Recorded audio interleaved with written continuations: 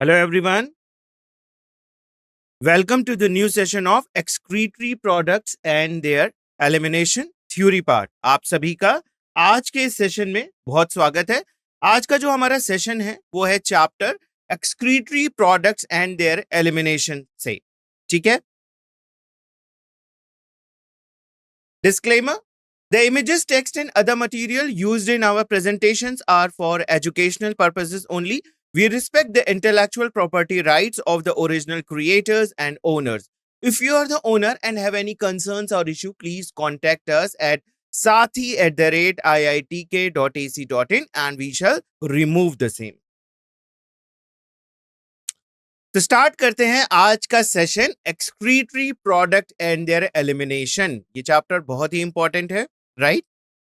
Number of questions, अगर इसके trend analysis की बात करें तो नंबर ऑफ क्वेश्चंस देखिए 2018 से अगर 24 तक हम देखें तो 10 क्वेश्चंस पूछे जा चुके हैं और इसका वेटेज जो है वो 15% है, राइट?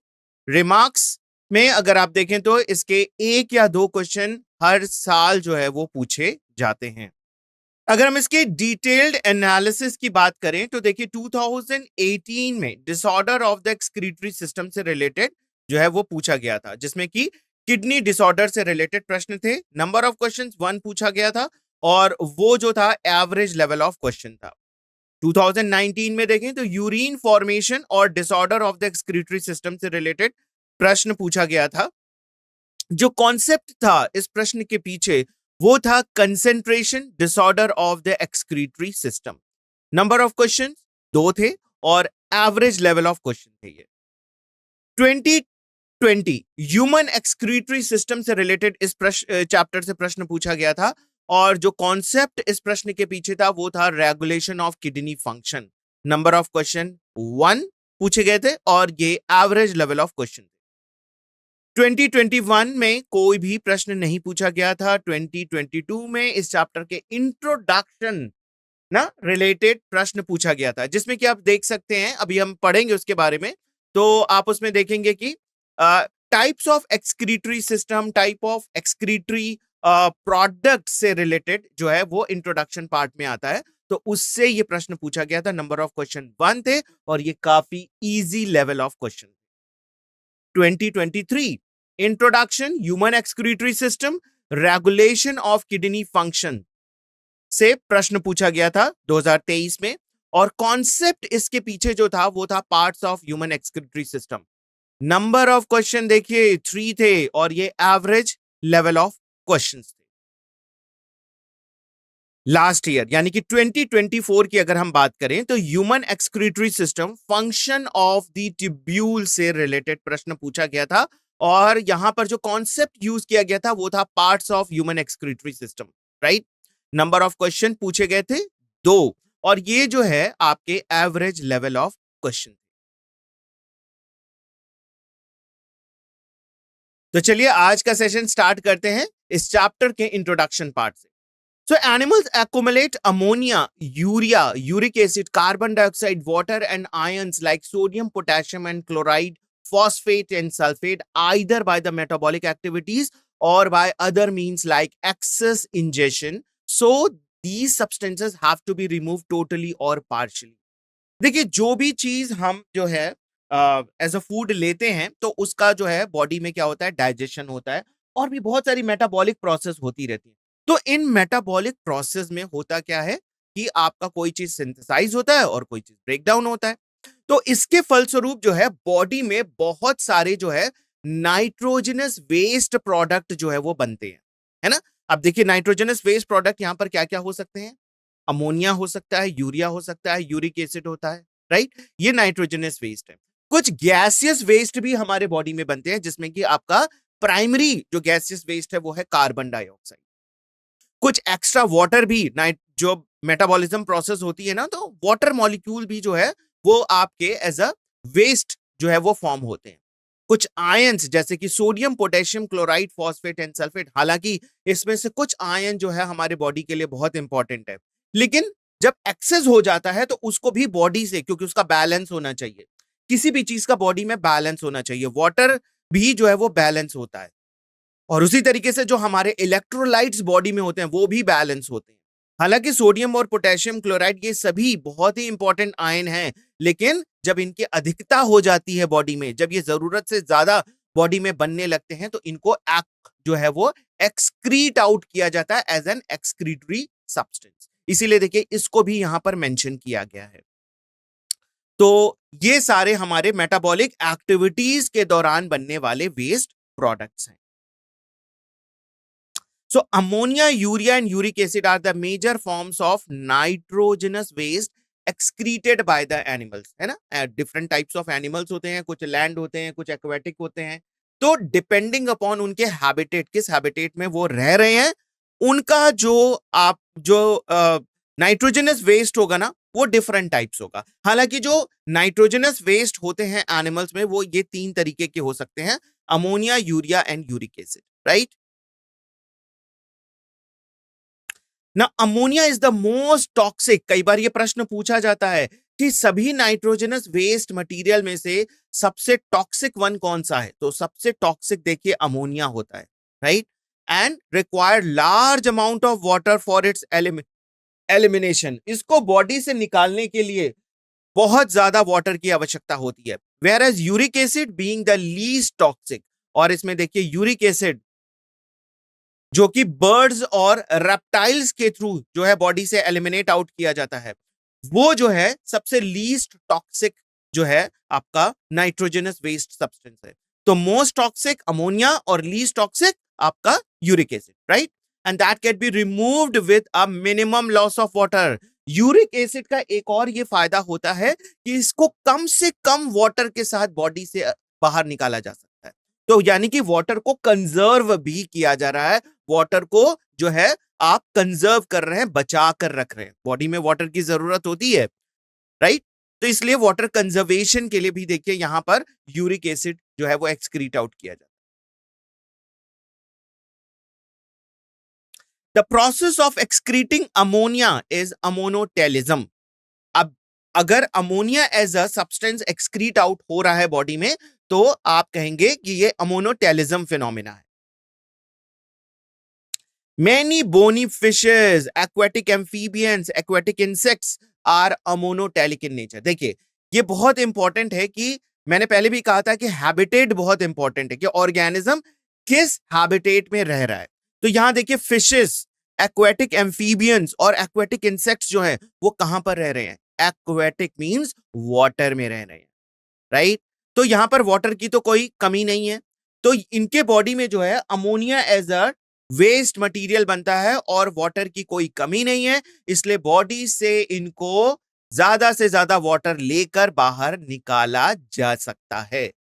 तो आपको ध्यान रखना है एक्वेटिक ऑर्गेनिज्म में आपके जैसे बोनी फिशेस हैं, एम्फीबियंस हैं, एक्वेटिक एम्फीबियंस हैं और एक्वेटिक इंसेक्ट्स हैं, इनमें जो है आपका ammonia as a excretory substance body से बाहर निकाला जाता है।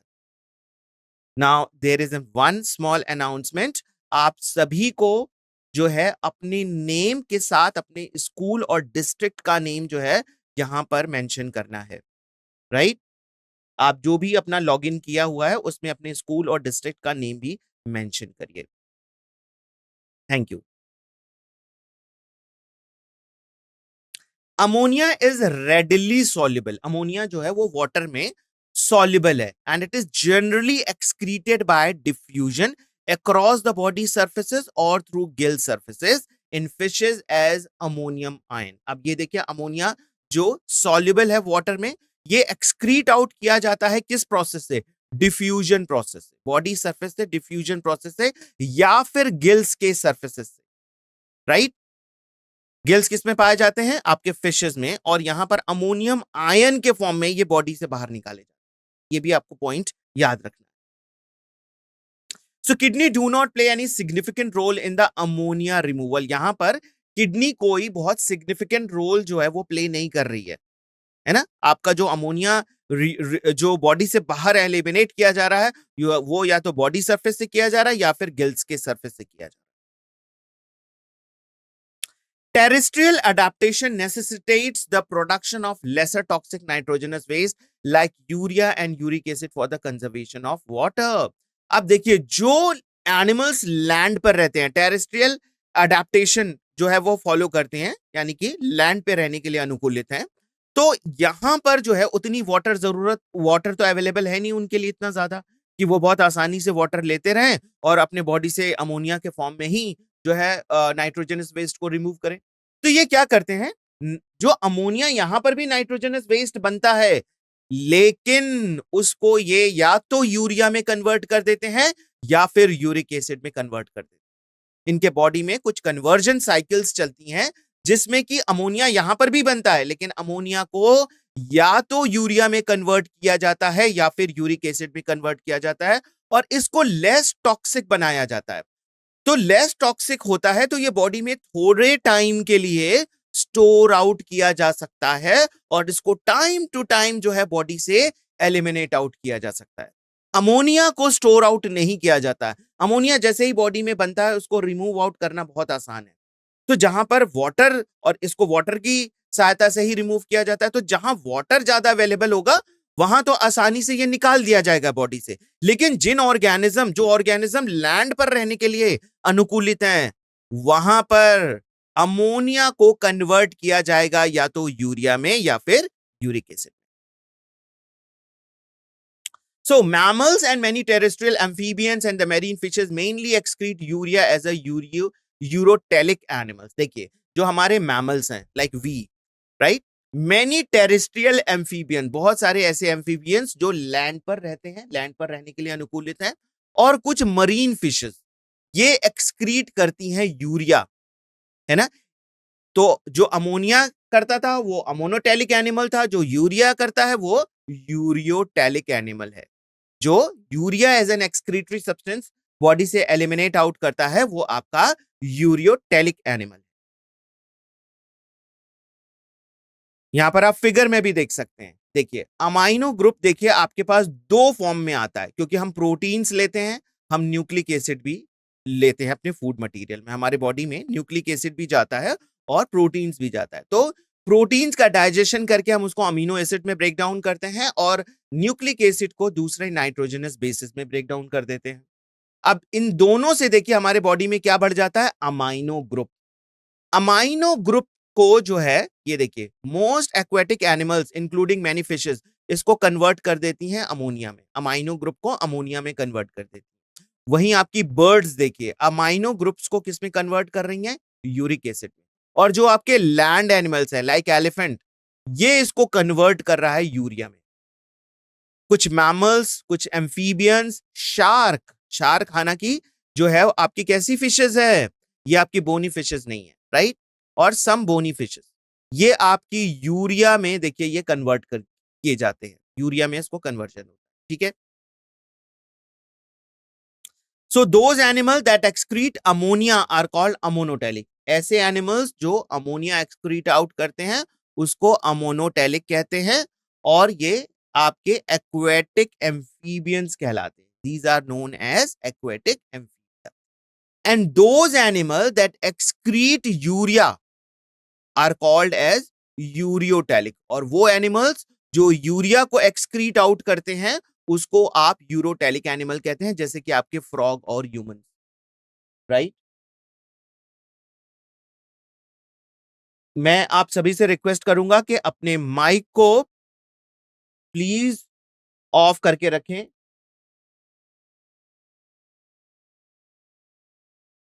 Okay, those animals that excrete uric acid, ऐसे एनिमल्स जो यूरिक एसिड को एक्सक्रीट आउट करते हैं वो कहलाते हैं यूरिकोटेलिक। जैसे आपके पीजन्स, बर्ड्स ज्यादातर, है ना, और रेप्टाइल्स, लिजार्ड एंड कॉकरोच, ये सभी आपके यूरिकोटेलिक हैं, ठीक है। और देखिए ये आपके 2012 में AIPMT जब एग्जाम हुआ करता था तो उसमें ये प्रश्न पूछा भी गया था इससे related. So ammonia produced by the metabolism is converted into urea in the liver of these animals and released into the blood which is filtered and excreted out by the kidney। देखिए हमारी body में ammonia जो produce होता है ना, उसको convert किया जाता है यूरिया में। किस ऑर्गन में कन्वर्जन होता है, बहुत इंपॉर्टेंट है ये प्रश्न, लिवर में। लिवर भी देखिए हमारे एक्सक्रीशन में इन्वॉल्व है।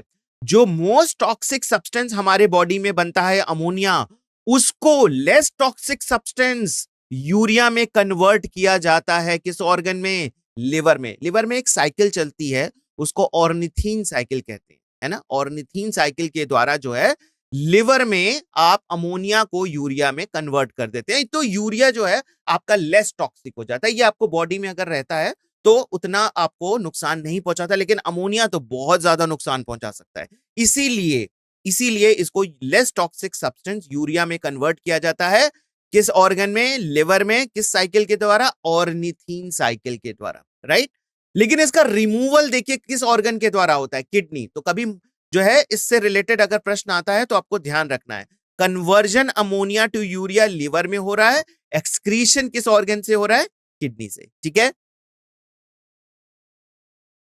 So some amount of urea may be retained in the kidney matrix of some of these animals to maintain desired osmolarity. ये भी बहुत इंपॉर्टेंट पॉइंट है। थोड़ा सा किडनी में जो है वो यूरिया को एक्युमुलेट करके रखा जाता है।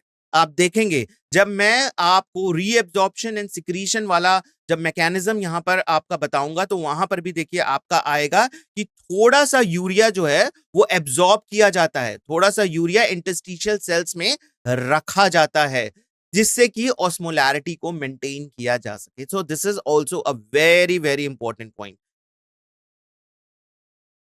Next point, reptiles, birds and Pavo. Example Pavo, birds का एग्जाम्पल है पैवो। पैवो आपका पिकॉक है। लैंड स्नेल्स, आपके जो मोलस्कन्स हैं, land snails and insect excrete nitrogenous waste as the uric acid. अब देखिए ये इंसेक्ट्स में देखिए आपका कॉकरोच भी आता है, राइट। तो ये कॉकरोच जो है ये आपका ऑर्थोपोडा को बिलोंग करता है। इसमें भी जो एक्सक्रीटरी सब्सटेंस है वो क्या है? Uric acid. और यहां पर जो यूरिक एसिड जो सिक्रीट आउट होता है वो किस फॉर्म में होता है? पैलेट और पेस्ट, है ना। पेस्ट जैसा मटेरियल होता है उसके थ्रू ये एक्सक्रीट आउट होता है। With a minimum loss of water and are called uricotelic animals. NEET 2022 में इससे रिलेटेड प्रश्न पूछा गया है, बहुत important line. So in most of the invertebrates, excretory structures are simple tubular forms, whereas the vertebrates have the complex tubular organs called kidney. जो हमारे invertebrates हैं, है ना, हमारा जो invertebrates है उसमें जो excretory structures हैं वो tubular forms में है और बहुत simple हैं, very simple structures. जबकि आपका जो vertebrates के जो हैं animals, उनमें जो है आपका जो organ है एक्सक्रीटरी ऑर्गन वो बहुत ही कॉम्प्लेक्स टाइप है और उसको आप क्या कहते हैं? किडनी। तो यहां पर कुछ हमारे इनवर्टिब्रेट्स ऑर्गेनिजम्स का डिस्क्रिप्शन है। सो प्रोटोनेफ्रीडिया, देखिए प्रोटोनेफ्रीडिया या फिर फ्लेम सेल्स आपका एक्सक्रीटरी स्ट्रक्चर्स पाए जाते हैं प्लेटीहेल्मिन्थीज। प्लेटीहेल्मिन्थीज फाइलम आपने एनिमल किंगडम में पढ़ा था। वहां का जो फ्लैटवर्म्स होते हैं उनकी बॉडी पूरी पूरी फ्लैट होती है और इसका एक एग्जांपल प्लेनेरिया है। तो देखिए यहां पर प्लेनेरिया, प्रोटोनेफ्रीडिया इन प्लेनेरिया में आप देख सकते हैं पूरी बॉडी में इस तरीके से फ्लेम सेल्स जो हैं वो स्प्रेड होते हैं। फ्लेम सेल्स इसकी पूरी बॉडी से नाइट्रोजनस वेस्ट मटेरियल को जो है लेते हैं और बॉडी के इसमें ओपनिंग होती है और उस ओपनिंग के द्वारा इसको बॉडी से बाहर निकाल देते हैं, ठीक है। Rotifers and some annelids and the cephalochordate amphioxus, इन सभी में देखिए प्रोटोनेफ्रीडिया पाया जाता है। तो आपको किन किन ऑर्गेनिज्म में कौन सा organ as an excretory substance को रिमूवल के लिए रिस्पॉन्सिबल है वो याद रखना है, ठीक है। नेक्स्ट ऑर्गन देखिए, protonephridia are the primarily concerned with the ionic and fluid volume regulation and that is the osmoregulation. ये बॉडी से osmoregulation के लिए भी responsible है protonephridia. Nephridia the tubular excretory structure, earthworms and annelids। ये structure देखिए इस तरीके से ट्यूबुलर स्ट्रक्चर पाया जाता है जिसको आप कहते हैं नेफ्रीडिया। नेफ्रीडिया ट्यूबुलर स्ट्रक्चर है और ये आपके किस में पाया जाता है? earthworms and annelids. Earthworm annelids का ही जो है वो एग्जाम्पल है, एनिलीडा जो है आपका उसका एग्जाम्पल है। Nephridia helps to removal nitrogenous waste and maintain the fluid and ionic balance. ये भी आपके नाइट्रोजनस वेस्ट के रिमूवल में और बॉडी में फ्लूइड का बैलेंस बनाने के लिए रिस्पॉन्सिबल है। नेक्स्ट देखिए, Malpighian tubules are the excretory structures of most of the insects including cockroaches. Cockroaches के केस में देखिए Malpighian tubules पाया जाता है ना, और बहुत सारे इंसेक्ट्स हैं जिसमें कि आपके Malpighian tubules पाया जाता है। Malpighian tubules help in the removal of nitrogenous waste and osmoregulation। और एंटिनल ग्लैंड्स और ग्रीन ग्लैंड्स आपके पाए जाते हैं कुछ क्रस्टेशियंस लाइक प्रॉन। प्रॉन आपका जो है वो एक्वेटिक फॉर्म में पाया जाता है, एक्वेटिक एनवायरनमेंट में, और ये इसको क्रस्टेशियंस के उसमें इंक्लूड करते हैं। ये इंसेक्ट से थोड़े डिफरेंट होते हैं, हालांकि ये भी आर्थ्रोपोड्स हैं। आपके इंसेक्ट्स भी आर्थ्रोपोड्स हैं और क्रस्टेशियंस भी आर्थ्रोपोड्स हैं, है ना। इनमें जो प्रॉन्स, फॉर एग्जांपल प्रॉन्स, इसका क्रस्टेशियंस का एग्जांपल है प्रॉन्स। इनमें देखिए एंटिनल ग्लैंड पाया जाता है। यहां पे आप देख सकते हैं एंटिनल ग्लैंड, ठीक है।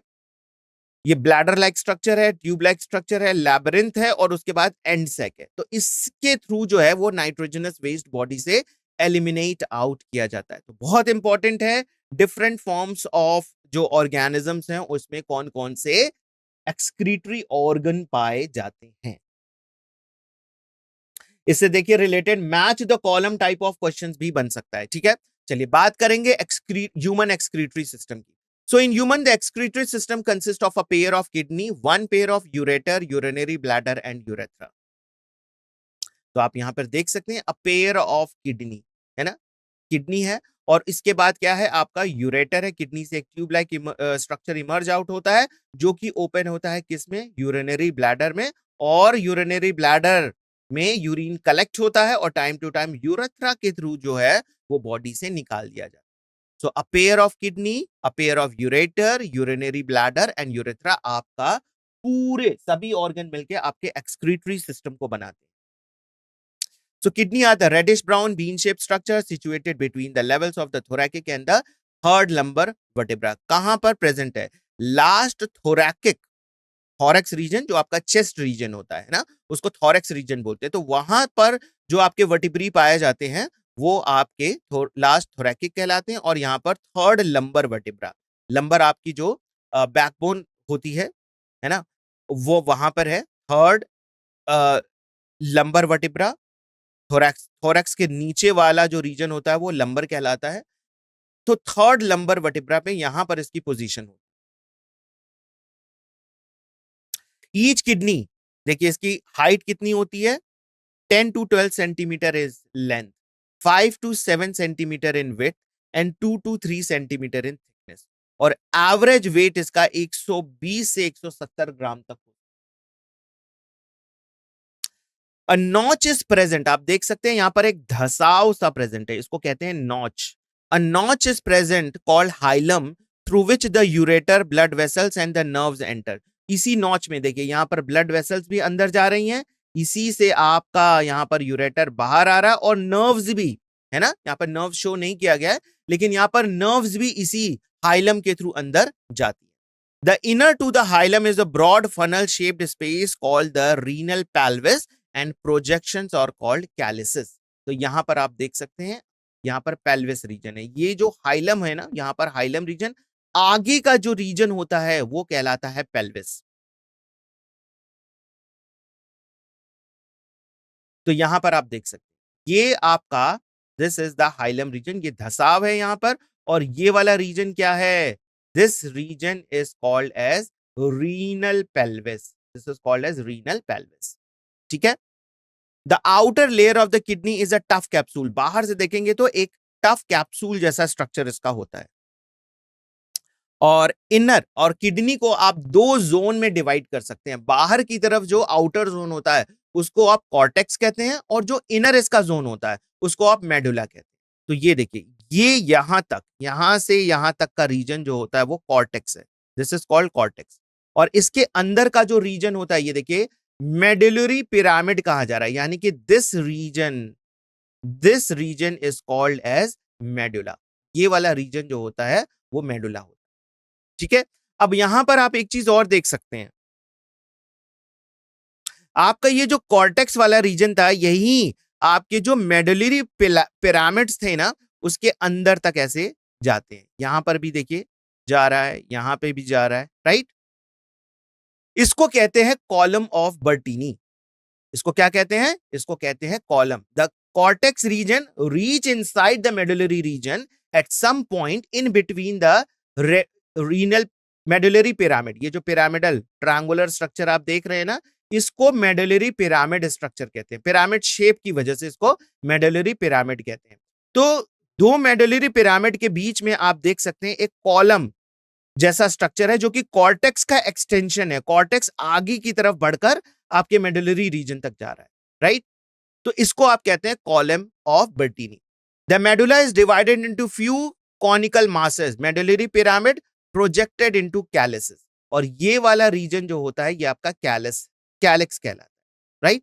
तो कैलिक्स रीजन में आप देख सकते हैं मेडुलरी पिरामिड ऐसे आगे की तरफ बड़े होते हैं।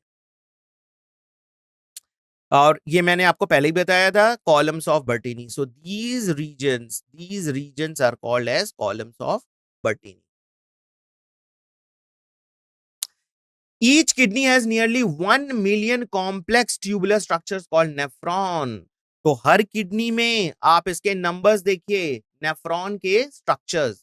जो आपका मेडुलरी पिरामिड था उसी में जो लाइंस बनी हुई थी ना, ऐसे मेडुलरी पिरामिड था ट्रायंगुलर शेप में, और ऐसे लाइंस बनी हुई थी लाइक दिस। तो ये जो लाइंस होती है ना, वो यही आपका वन लाइन जो है वो इस नेफ्रॉन स्ट्रक्चर को रिप्रेजेंट कर रहा है। Okay, so these are the unit structure of the kidney, nephron. Now each nephron has two parts, one is the glomerulus and other is the renal tubule. सभी nephron के जो है वो दो पार्ट होते हैं, आप देख सकते हैं। इसका जो ऊपर यहां पर राउंड जैसा हमें एक स्ट्रक्चर दिखाई देता है, इसको आप कहते हैं ग्लोमेरुलस, ठीक है? और नीचे की तरफ ये आप देख सकते हैं पूरा ट्यूब जैसा स्ट्रक्चर बनाता है, इसको आप कहते हैं रीनल टिब्यूल। क्या कहते हैं? Renal tubule. तो सभी नेफ्रॉन जो है वो इस तरीके से दो पार्ट में डिवाइडेड होते हैं, glomerulus and renal tubule. So glomerulus is a tuft of capillaries formed by the afferent arteriole, a fine branch of the renal artery. अब ये देखिए ग्लोमेरुलस बनता कैसे है। आपने देखा होगा कि जब हम एक्सक्रीटरी सिस्टम की बात कर रहे थे तो वहां पर एक आर्टरी एंटर कर रही थी हाइलम के थ्रू किडनी में, राइट? उसको आप क्या नेम दिया था वहां पर? Renal artery. रीनल आर्टरी अंदर जाती है तो बहुत सारे ब्रांचेस में डिवाइड हो जाती है, और हर नेफ्रॉन में अपना एक ब्रांच सेंड करती है, और वो ब्रांच क्या है आपका? Efferent arteriole. Efferent arteriole. Now this efferent arteriole enter inside this glomerulus, it makes the glomerulus. ये ग्लोमेरुलस बनाता है, ये पतली पतली ब्रांचेस में डिवाइड हो जाता है, और फिर सारी ब्रांचेस फिर से यूनाइट होती हैं और बाहर निकलती हैं बाय इफरेंट आर्टरी। तो आप देख सकते हैं यहां पर एक कप लाइक स्ट्रक्चर होता है, इस कप लाइक स्ट्रक्चर को आप कहते हैं बोमेन्स कैप्सूल। तो ग्लोमेरुलस इस बोमेन कैप्सूल में फिट होता है। आपकी एफरेंट आर्टरियोल इस बोमेन कैप्सूल में एंटर करती हैं, बहुत सारे माइन्यूट ब्रांचेस में डिवाइड होती हैं, और दोबारा से माइन्यूट ब्रांचेस रीयूनाइट हो जाती हैं और बनाती हैं इफरेंट आर्टरी। तो आपको सोचना चाहिए कि आखिर ये क्यों इतनी माइन्यूट ब्रांचेस में डिवाइड हो गई? क्योंकि यहां पर फिल्ट्रेशन प्रोसेस होना है, राइट? तो आप एक चीज और ध्यान दीजिए, यहां पर जो एफरेंट आर्टरियोल है उसका ल्यूमेन देखिए काफी ब्रॉड है, और जो इफरेंट आर्टरियोल होता है उसका ल्यूमेन काफी सकरा है, पतला है। तो ब्लड तो बहुत प्रेशर से आ रहा है, लेकिन यहां पर ब्लड उतने प्रेशर से जा नहीं रहा है क्योंकि ल्यूमेन कम है, राइट? तो यहां पर क्या होता है? ब्लड बहुत ज्यादा आता है तो यहां पर सारा ब्लड फिल्टर आउट होता है, राइट? ये इसका मेन इंपॉर्टेंट पॉइंट है ग्लोमेरुलस का। टफ्ट ऑफ कैपिलरीज, आपकी एफरेंट आर्टरियोल कैपिलरीज में डिवाइड होती हैं, और आपकी यहां पर ग्लोमेरुलस का निर्माण होता है, ग्लोमेरुलस का स्ट्रक्चर बनता है। Now blood from the glomerulus carried away by an efferent arteriole, यहां से जो ग्लोमेरुलस से ब्लड कैरी अवे किया जाता है, वापस ले जाया जाता है, वो किससे ले जाया जाता है? इफरेंट आर्टरियोल से। So the renal tubule begins the double walled cup like structure. यहां पर जो रीनल ट्यूब्यूल, देखिए ट्यूब्यूल वाला पार्ट जो है सबसे पहले एक कप लाइक स्ट्रक्चर बनाता है जिसको आप बोमेन कैप्सूल कहते हैं।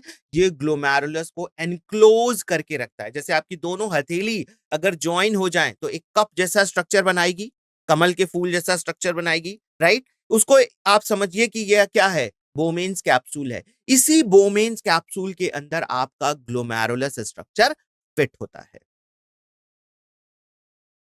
Now glomerulus along with the Bowman capsule, देखिए दोनों पार्ट को आप यूनाइटेडली क्या कहते हैं, ग्लोमेरुलस और बोमेन कैप्सूल दोनों को मिलाकर आप कहते हैं मेल्पीजियन बॉडी और रीनल कार्पसल। बहुत इंपॉर्टेंट पॉइंट है, ये ध्यान रखना चाहिए आपको। इफरेंट आर्ट्रियोल का फंक्शन देखो बच्चे ये है कि जब आपकी ग्लोमेरुलस से ये बाहर निकलती है इफरेंट आर्ट्रियोल, तो इसका आगे भी फंक्शन है।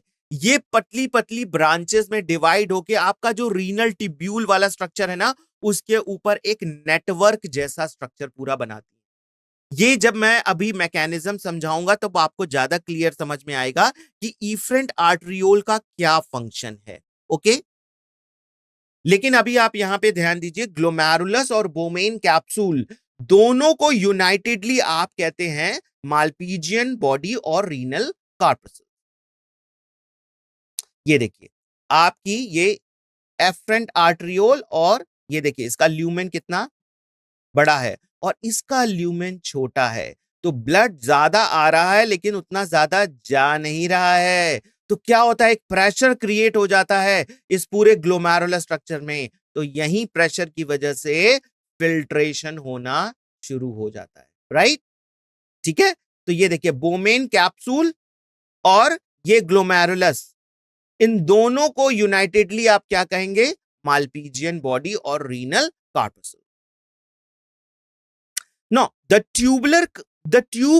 tubule continues further to form the high coil network, and that is known as the proximal convoluted tubule. ठीक है, ये जो बोमेन कैप्सूल था ये कप लाइक स्ट्रक्चर था, लेकिन इसी कप लाइक स्ट्रक्चर से देखिए यहां पर एक ट्यूब इमर्ज होती है।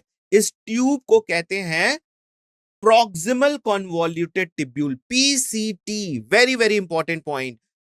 ट्यूब स्टार्ट होता है प्रॉक्सिमल कॉन्वोल्यूटेड ट्यूब्यूल्स और एंड होता है आपका डिस्टल कॉन्वोल्यूटेड ट्यूब्यूल से। A hairpin shaped Henle's loop is the next part of the tubule which has descending and an ascending loop, है ना। आपका ये जो ट्यूब वाला रीजन है, रीनल ट्यूब्यूल वाला रीजन है, आप देखेंगे कि ट्यूब नीचे की तरफ जा रही है, फिर यू टर्न लेकर ऊपर की तरफ जा रही है। तो जो नीचे की तरफ जा रही है वो आपकी डिसेंडिंग डिसेंडिंग लिम्ब कहलाती है। लिम्ब का मतलब होता है जैसे आप हाथ समझ लीजिए, है ना, अपेंडेजेस समझ लीजिए। तो यहां पर जो आपका, अब देखिए ये एक यू शेप स्ट्रक्चर है, तो ये यू शेप फिल्टर नीचे की तरफ जाता है और यहां से फिल्टर ऊपर की तरफ जाता है। जो फिल्ट्रेट है ना, जो भी चीज यहां पर फिल्टर आउट हो रही है वो यहां नीचे की तरफ जा रही है। तो इस वाले लिम्ब को आप कहते हैं डिसेंडिंग। डिसेंडिंग मतलब जो नीचे की तरफ जा रहा है। क्या नीचे की तरफ जा रहा है, यहां पर फिल्ट्रेट नीचे की तरफ जा रहा है। ओके, अब वहीं पर देखिए ये यू टर्न लेकर आपकी ट्यूब्यूल ऊपर की तरफ जाती है। तो ऊपर की तरफ क्या जा रही है इस ट्यूब में, फिल्ट्रेट। इसीलिए इस वाली ट्यूब को हम कहते हैं ascending limb. Okay, now the ascending limb continues as another highly coiled tubular region that is called as distal convoluted tubule. Okay, ये मैंने आपको बता दिया। Now DCT of many nephrons open into the straight tube. बहुत सारी DCT, अब आपको पता ही होगा कि जो है इस तरीके के नेफ्रॉन को तो हम एक डिस्कस कर रहे हैं, लेकिन ऐसे बहुत सारे नेफ्रॉन जो है हमारे प्रेजेंट होते हैं किडनी के अंदर। तो जो नेफ्रॉन्स होते हैं वो ओपन, एक्चुअली इसका जो एंड है, एंड क्या है, डिस्टल कॉन्वोल्यूटेड ट्यूब्यूल। ये कहां ओपन होता है, ये ओपन होता है एक स्ट्रेट ट्यूब लाइक स्ट्रक्चर में जिसको आप कहते हैं collecting duct, right.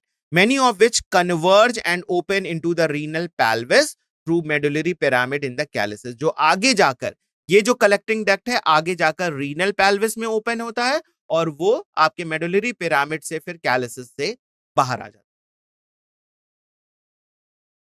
So Malpighian corpuscle, PCT, DCT of the nephron are situated in the cortical region of the kidney.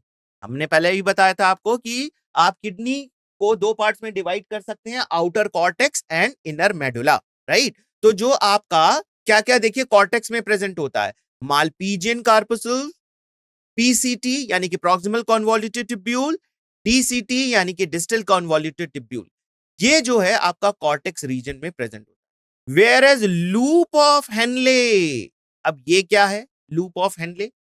ये जो आपका ये वाला रीजन है, दिस रीजन, ये जो यू शेप होता है ना, ये उसका ये वाला नीचे वाला जो रीजन है उसको आप कहते हैं लूप ऑफ हेनले। ये डिप करता है इनटू द मेडुला, ये मेडुलरी रीजन में जाकर डिप करता है, मेडुला तक पहुंच जाता है। देखिए ये वाला जो पर्टिकुलर रीजन है ये मेडुला में रीजन कर, कुछ ऐसे हमारे नेफ्रॉन होते हैं जिसका मेडुला में ही यहीं तक रह जाता है, लेकिन कुछ ऐसे नेफ्रॉन होते हैं जिसका पूरा का पूरा रीनल टिब्यूल देखिए नीचे तक मेडुला के काफी अंदर तक रीच आउट करता है। तो इस तरीके से हमारे दो तरीके के नेफ्रॉन्स हो जाते हैं, कॉर्टिकल नेफ्रॉन यानी कि ऐसा नेफ्रॉन जिसका मेजर रीजन जो है वो आपका कॉर्टेक्स में ही लिमिटेड रहता है, कॉर्टेक्स रीजन में ही प्रेजेंट होता है, उसका सिर्फ छोटा सा जो है लूप ऑफ हेनले वाला जो है वो टच करता है मेडुलरी रीजन को, या मेडुलरी रीजन तक छोटा सा पार्ट प्रेजेंट होता है, ठीक है, उसको आप कहते हैं कॉर्टिकल नेफ्रॉन। और कॉर्टिकल नेफ्रॉन कहने का तात्पर्य यहां पर सिर्फ इतना है क्योंकि ज्यादा से ज्यादा पार्ट नेफ्रॉन का कहां पर प्रेजेंट है, आपके कॉर्टेक्स रीजन में। वहीं आपका देखिए जक्स्टा मेडुलरी नेफ्रॉन कहलाता है, एक दूसरा नेफ्रॉन, दूसरा टाइप ऑफ नेफ्रॉन जो कि मेडुलरी रीजन के डीप इनसाइड तक प्रेजेंट होता है, right? So in majority of nephron the loop of Henle is too short. ज्यादातर में आपके देखिए यहीं पे स्टेटमेंट बन सकता है आपका, जैसे आप देखते हैं ना स्टेटमेंट वाइज क्वेश्चन आते हैं, तो अगर इसी स्टेटमेंट को मुझे रॉन्ग बनाना हो तो मैं क्या कर दूंगा, majority of nephrons the loop of Henle is long and extend deep into the medulla। ये मेरा सेंटेंस जो है वो क्या हो जाएगा, इनकरेक्ट। तो अगर इस सेंटेंस को आपको ध्यान रहेगा तो आप स्टेटमेंट वाइज क्वेश्चन, इसीलिए एक एक स्टेटमेंट जो है यहां पर बहुत इंपॉर्टेंट है, बहुत ध्यान से इसको सुनिए। मेजॉरिटी ऑफ नेफ्रॉन, ज्यादातर के नेफ्रॉन्स आपके जो लूप ऑफ हेनले वाला पार्ट होता है वो छोटा होता है, ये देख रहे हैं लूप ऑफ हेनले वाला पार्ट छोटा होता है और वो आपका सिर्फ लिटिल पार्ट ऑफ मेडुला में एंटर करता है।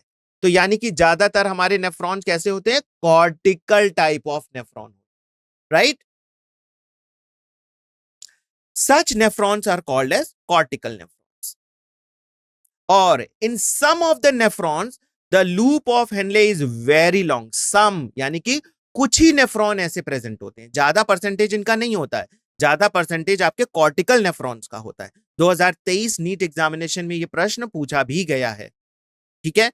और जो आपके कुछ ऐसे नेफ्रॉन्स होते हैं जिसकी आपका लूप ऑफ हेनले काफी लॉन्ग होता है, runs deep inside the medulla, and these nephrons are called as juxtamedullary nephron. 2023-2024 में प्रश्न आया हुआ है इससे। So the efferent arteriole emerges from the glomerulus, forms a fine capillary network around the renal tubule, and that is called as peritubular capillaries. So I hope आपको ये चीज पसंद, ये चीज यहां पर समझ में आई होगी। पूछा था आपने कि एफरेंट आर्ट्रियोल का फंक्शन क्या है, इफरेंट आर्ट्रियोल का फंक्शन क्या है। सो इफरेंट आर्ट्रियोल जो इमर्ज आउट होती है ग्लोमेरुलस से बाहर निकलती है ना, वो एक फाइन कैपिलरीज पूरे रीनल टिब्यूल के ऊपर बना लेती है, एक नेटवर्क बना लेती है। आप देख सकते हैं यहां पर ये निकली बाहर और ये पूरे इसके ऊपर देखिए एक नेटवर्क जैसा स्ट्रक्चर बन गया ऐसे। सो ये क्या बना रही है, आपकी पेरीट्यूबुलर कैपिलरीज। अब इसका बहुत इंपॉर्टेंट फंक्शन है, ये पेरीट्यूबुलर कैपिलरीज जो होती हैं आपके काउंटर करंट मैकेनिज्म का हिस्सा होती हैं, they are forming the counter current mechanism. So this is very, very important, right? So a minute vessel of this network runs parallel to the Henle's loop. अब आप देखिए कुछ नेटवर्क जो होते हैं ना पैरेलल रन करते हैं। देखिए ये जो ट्यूब्यूल लाइक स्ट्रक्चर है ना, ये और आपका ये वो पार्ट क्या है, हेनलेज लूप है, ये उसके पैरेलल रन कर रही है। तो जो वेसल आपके हेनलेज लूप के पैरेलल यू शेप में रन कर रही है उसको आप क्या कहते हैं, vasa recta. That is called as vasa recta. Now, vasa recta is absent or highly reduced in the cortical nephron. आपके cortical nephrons में ये vasa recta या तो reduced होता है या तो absent होता है, लेकिन आपके जो juxta medullary nephrons होते हैं उसमें vasa recta, आप ये देखिए यहां पर vasa recta present, जबकि यहां पर vasa recta उतना प्रेजेंट नहीं है, रिड्यूस्ड फॉर्म में है या फिर एब्सेंट हो जाता है कई बार। तो ये छोटे छोटे पॉइंट्स बहुत इंपॉर्टेंट है, आपको ध्यान रखना। यूरिन फॉर्मेशन, अब हमने पूरा स्ट्रक्चर्स तो समझ लिया। अब हम देखते हैं कि यूरिन का फॉर्मेशन कैसे होता है। Urine formation involve three main processes, namely glomerular filtration. पहला पॉइंट क्या है, सबसे पहले कि फिल्ट्रेशन प्रोसेस होती है, दूसरा रीएब्जॉर्प्शन प्रोसेस होता है और तीसरा सिक्रीशन प्रोसेस। ये जो प्रोसेस है, तीनों प्रोसेस अलग अलग हैं और पूरे नेफ्रॉन में अलग अलग पॉइंट पर होते हैं, एक ही जगह नहीं होता। Okay, so the first step in the urine formation is the filtration of blood which carries out the glomerulus and it is called glomerulus filtration. आपके जो glomerulus वाले पार्ट में जो है ये filtration process होती है ना। फर्स्ट स्टेप की बात करें फिल्ट्रेशन की तो ग्लोमेरुलस प्रोसेस में होती है। ये देखिए आपका एफरेंट आर्ट्रियोल बोमेन कैप्सूल में एंटर किया और पतली पतली ब्रांचेस डिवाइड कर ली, ठीक है। ये पूरा आपका ग्लोमेरुलस का स्ट्रक्चर है। So glomerulus filtration. Now, on an average, 1100 to 1200 ml of blood is filtered by the kidney per minute, which constitute 1/5 of the blood pumped out by each ventricle of the heart in a minute. देखिए comparison किया गया है यहाँ कि आपका जो है ना, एक मिनट के अंदर कितना फिल्ट्रेशन होता है। फिल्ट्रेशन की बात की गई है यहां पर, जो फिल्ट्रेशन हो रहा है एक मिनट में कितना हो रहा है, 1100 ml से 1200 ml के बीच में।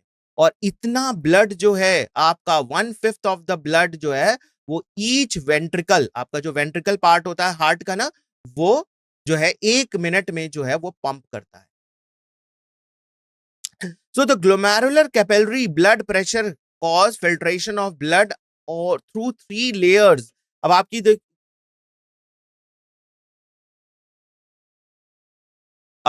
दिस हेनरियस लोग, ये जो आपने हिंदी में लिखा हुआ है ये क्लियर नहीं हो रहा है, जो डेफिनेशन आपने पूछा है।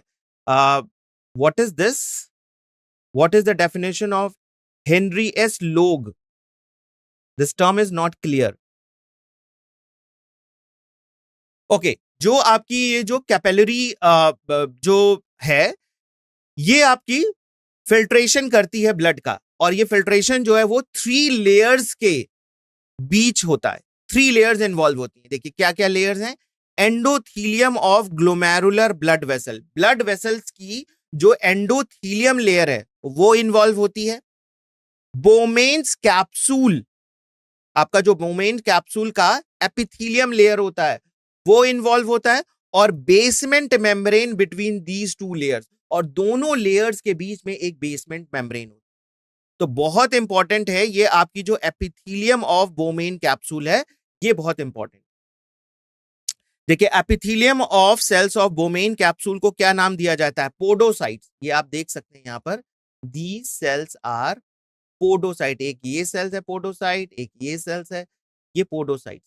अब इन पोडोसाइट्स के बीच में छोटा सा गैप्स आप देख रहे हैं ना, स्लिट्स या फिर गैप्स, इसी गैप्स या फिर स्लिट्स के बीच से फिल्ट्रेशन होता है।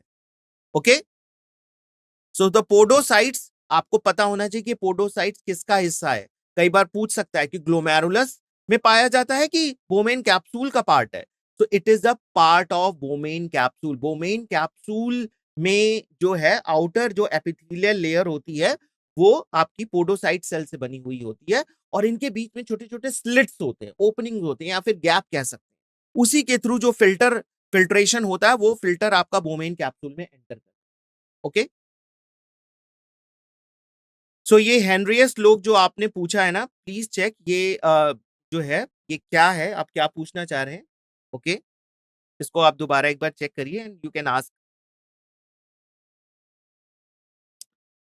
यूरिन फॉर्मेशन में अब ये देखिए जो क्या क्या चीज फिल्टर आउट होती है। Blood is filtered so finally through this membrane that almost all the constituents of the plasma, plasma का सारा कंस्टिट्यूएंट जो है वो फिल्टर होता है एक्सेप्ट प्रोटीन्स, क्योंकि प्रोटीन्स मैक्रोमोलिक्यूल्स होते हैं तो उस स्लिट से पास नहीं कर सकते, है ना। तो प्रोटीन वाला पार्ट तो नहीं होता, लेकिन बाकी प्लाज्मा में जितनी भी चीजें प्रेजेंट होती हैं वो फिल्टर आउट हो जाती है, right. So therefore it constitute as a process of ultrafiltration, यानी कि यहां पर क्या हो रहा है, आपका अल्ट्रा फिल्ट्रेशन प्रोसेस हो रहा है। अल्ट्रा फिल्ट्रेशन कहने का मतलब है कि सारी चीजें फिल्टर नहीं हो रही हैं, कुछ चीजों को रोका जा रहा है ना। आपके प्लाज्मा से देखिए प्रोटीन वाला जो पार्ट होता है वो फिल्टर आउट होकर नहीं आता है, इसी वजह से उसको अल्ट्रा फिल्ट्रेशन कहते हैं। Now the amount of filtrate formed by the kidney पर मिनट, एक मिनट में जितना फिल्ट्रेट फॉर्म हो रहा है उसको आप कहते हैं ग्लोमेरुलर फिल्ट्रेशन रेट, उसको कहते हैं ग्लोमेरुलर फिल्ट्रेशन रेट। अब ये देखिए बहुत इंपॉर्टेंट पॉइंट है, बहुत ध्यान से इसको सुनिए। Glomerular filtration rate is healthy individual, एक हेल्दी इंडिविजुअल में अप्रोक्सीमेटली 125 ml पर मिनट जो है वो फिल्टर आउट होता है। एक मिनट में 125 ml जो है आपका फिल्ट्रेशन होता है, और इस तरीके से किडनी लगातार फिल्टर करती रहती है। तो अगर लगातार वो फिल्ट्रेशन करती है तो पूरे दिन में आपके फिल्ट्रेशन देखिए कितना होता है बॉडी में, 180 लीटर, 180 लीटर जो है वो फिल्ट्रेशन पूरे दिन में होता है। अब इतना तो हमारे बॉडी में जो है वो ब्लड भी नहीं प्रेजेंट होता या फिर लिक्विड सब्सटेंस नहीं प्रेजेंट होता, राइट। इतना फिल्ट्रेशन होता है, लेकिन यूरिन, यूरिन जो है आपका कितना डिस्चार्ज होता है पूरे दिन में, आपका यूरिन जो है हार्डली जो है आपका 1 लीटर से 1.5 यानी 1 लीटर टू 1.5 लीटर ही जो है आपको डिस्चार्ज हो पाता है बॉडी से। तो आपको सोचना चाहिए कि 180 लीटर तो फिल्टर हो रहा है, लेकिन एक्सक्रीट आउट कितना हो रहा है, सिर्फ 1.5 मैक्सिमम मैन, और बहुत ज्यादा मैक्सिमम होता है तो समझ लीजिए कि 2 लीटर। 180 लीटर और कहां 2 लीटर, यानी कि यहां पर आगे की जो प्रोसेस है वो बहुत ही इंपॉर्टेंट है। तो रीएब्सॉर्ब, आगे का जो प्रोसेस होता है वो होता है आपका रीएब्सॉर्प्शन, यानी कि 180 लीटर पूरे दिन में जो फिल्टर आउट होता है उसमें से करीब 178 लीटर फिल्ट्रेट को वापस से रीएब्सॉर्ब कर लिया जाता है, क्योंकि बॉडी में इतना वाटर कंटिन्यूअस थोड़ी ना जा रहा है, right. So, the kidney have a built-in a mechanism for the regulation of glomerular filtration rate. और ये ना लगातार एक जैसा नहीं होता, ये हमारे बॉडी में जो वाटर की अवेलेबिलिटी होती है उसके अकॉर्डिंग फिल्ट्रेशन हो रही होती है। तो ये हम पार्ट पढ़ेंगे जब अभी रेगुलेशन ऑफ किडनी या फिर मैकेनिज्म जब हम पढ़ेंगे तो वहां पर आपको ये ज्यादा क्लियर समझ में आएगा। JGA यानी कि juxta glomerular apparatus is a special sensitive region formed by the cellular modifications in the distal convoluted tubule and the afferent arteriole at the location of their contact. Very very important point. JGA को आप क्या कहते हैं, juxta glomerular apparatus। ये जो है आपका बहुत सेंसिटिव रीजन होता है, और ये किससे बनता है, कई बार ये इससे प्रश्न पूछा भी गया है। ये देखिए आपका सेलुलर मॉडिफिकेशन है, किस जगह का cellular modification, distal convoluted tubule, आपका जो रीनल टिब्यूल का जो लास्ट पार्ट होता है डिस्टल कॉन्वोल्यूटेड टिब्यूल या फिर डीसीटी, उसकी कुछ सेल्स मॉडिफाई हो जाती हैं और वो एक अपैरेटस जैसा स्ट्रक्चर बनाती हैं जिसको कहते हैं जेजीए, राइट। जेजीए यहां पर इन्वॉल्व होती हैं रेगुलेशन के लिए। A fall of GFR, glomerular filtration rate अगर फॉल हो जाए, can activate JG cells to release renin. यही इसकी जो जेजीए सेल्स होती है ना, ये देखिए रेनिन रिलीज करना शुरू हो जाती है। कहने का मतलब है कि जब बॉडी में से फिल्ट्रेशन कम होने लगे तो अगर फिल्ट्रेशन कम होगा तो आपके बॉडी में नाइट्रोजनस वेस्ट मटेरियल जो है एक्युमुलेट होने लगेगा, and that is not good. वो ठीक नहीं है आपके बॉडी के लिए। तो नाइट्रोजनस वेस्ट को निकालना चाहिए बॉडी से, राइट? तो जेजी सेल्स क्या करती हैं, रेनिन को secrete out, which stimulate the glomerular blood flow and thereby GFR back to the normal। तो वो रेनिन जाती हैं और ग्लोमेरुलर ब्लड को ये मैसेज पहुंचाती हैं कि भाई ठीक से काम करो, फिल्ट्रेशन अच्छे से करो। तो रेनिन जो है वो आपके ग्लोमेरुलर ब्लड को मैसेज पहुंचाती हैं कि फिल्ट्रेशन नॉर्मल लेवल पे आ जाना चाहिए। तो वहां पर फिल्ट्रेशन धीरे धीरे नॉर्मल आ जाता है। तो आप देख सकते हैं ये जेजी सेल या फिर जक्स्ट्रा ग्लोमेरुलर apparatus बहुत इंपॉर्टेंट रोल प्ले करती हैं आपके फिल्ट्रेशन प्रोसेस में। फिल्ट्रेशन को नॉर्मल स्थिति में लाने के लिए रेस्पॉन्सिबल है जेजी सेल्स। किससे बनती है आपकी, कहां पर प्रेजेंट है, डिस्टल कॉन्वोल्यूटेड टिब्यूल और एफरेंट आर्ट्रियोल में। ठीक है, दो जगह पर है, आपको ये पॉइंट ध्यान रखना है। और यहीं से रेनिन हार्मोन जो है वो release out. A volume of the filtrate formed per day 180 litre, और आपका देखिए रिलीज आउट कितना हो रहा है, 1.5 litre urine is released. So 99% of the filtrate has to be reabsorbed by the renal tubule and this process is called reabsorption। इसी का मैं पहले भी जिक्र कर रहा था कि 180 लीटर जो फिल्टर आउट होता है पूरे 1 डे में, इतना ऑलमोस्ट फिल्टर आउट होता है, लेकिन देखिए इसका रीअब्जॉर्प्शन हो जाता है और सिर्फ 1.5 लीटर तक जो है यूरिन एक नॉर्मल हेल्दी पर्सन में जो है एक्सक्रीट आउट होता है या फिर बॉडी से एलिमिनेट आउट होता है। Now, the tubular epithelial cells in the different segments of the nephron perform this either by the active or a passive mechanism, है ना? ये जो है आपका या तो एक्टिव मैकेनिज्म में से होता है। एक्टिव मैकेनिज्म कहने का मतलब ये होता है कि यहां पर जो है आपकी एटीपी की एनर्जी खर्च हो रही है एब्जॉर्प्शन करने के लिए, या फिर पैसिवली कंसेंट्रेशन ग्रेडियंट के बेसिस पे जो है ये मूव कर रहे हैं। किस किस चीज का देखिए एब्जॉर्प्शन हो जाता है, ग्लूकोज का, अमीनो एसिड का, सोडियम का, ठीक है। And the filtrate are reabsorbed actively whereas the nitrogenous waste are absorbed by the passive transport. तो ये सारी जो है वो एक्टिव ट्रांसपोर्ट होता है किसका, ग्लूकोज का, अमीनो एसिड का और सोडियम का। बाकी जो नाइट्रोजनस वेस्ट है वो एब्सॉर्ब हो रहे हैं आपके, ठीक है, पैसिव ट्रांसपोर्ट।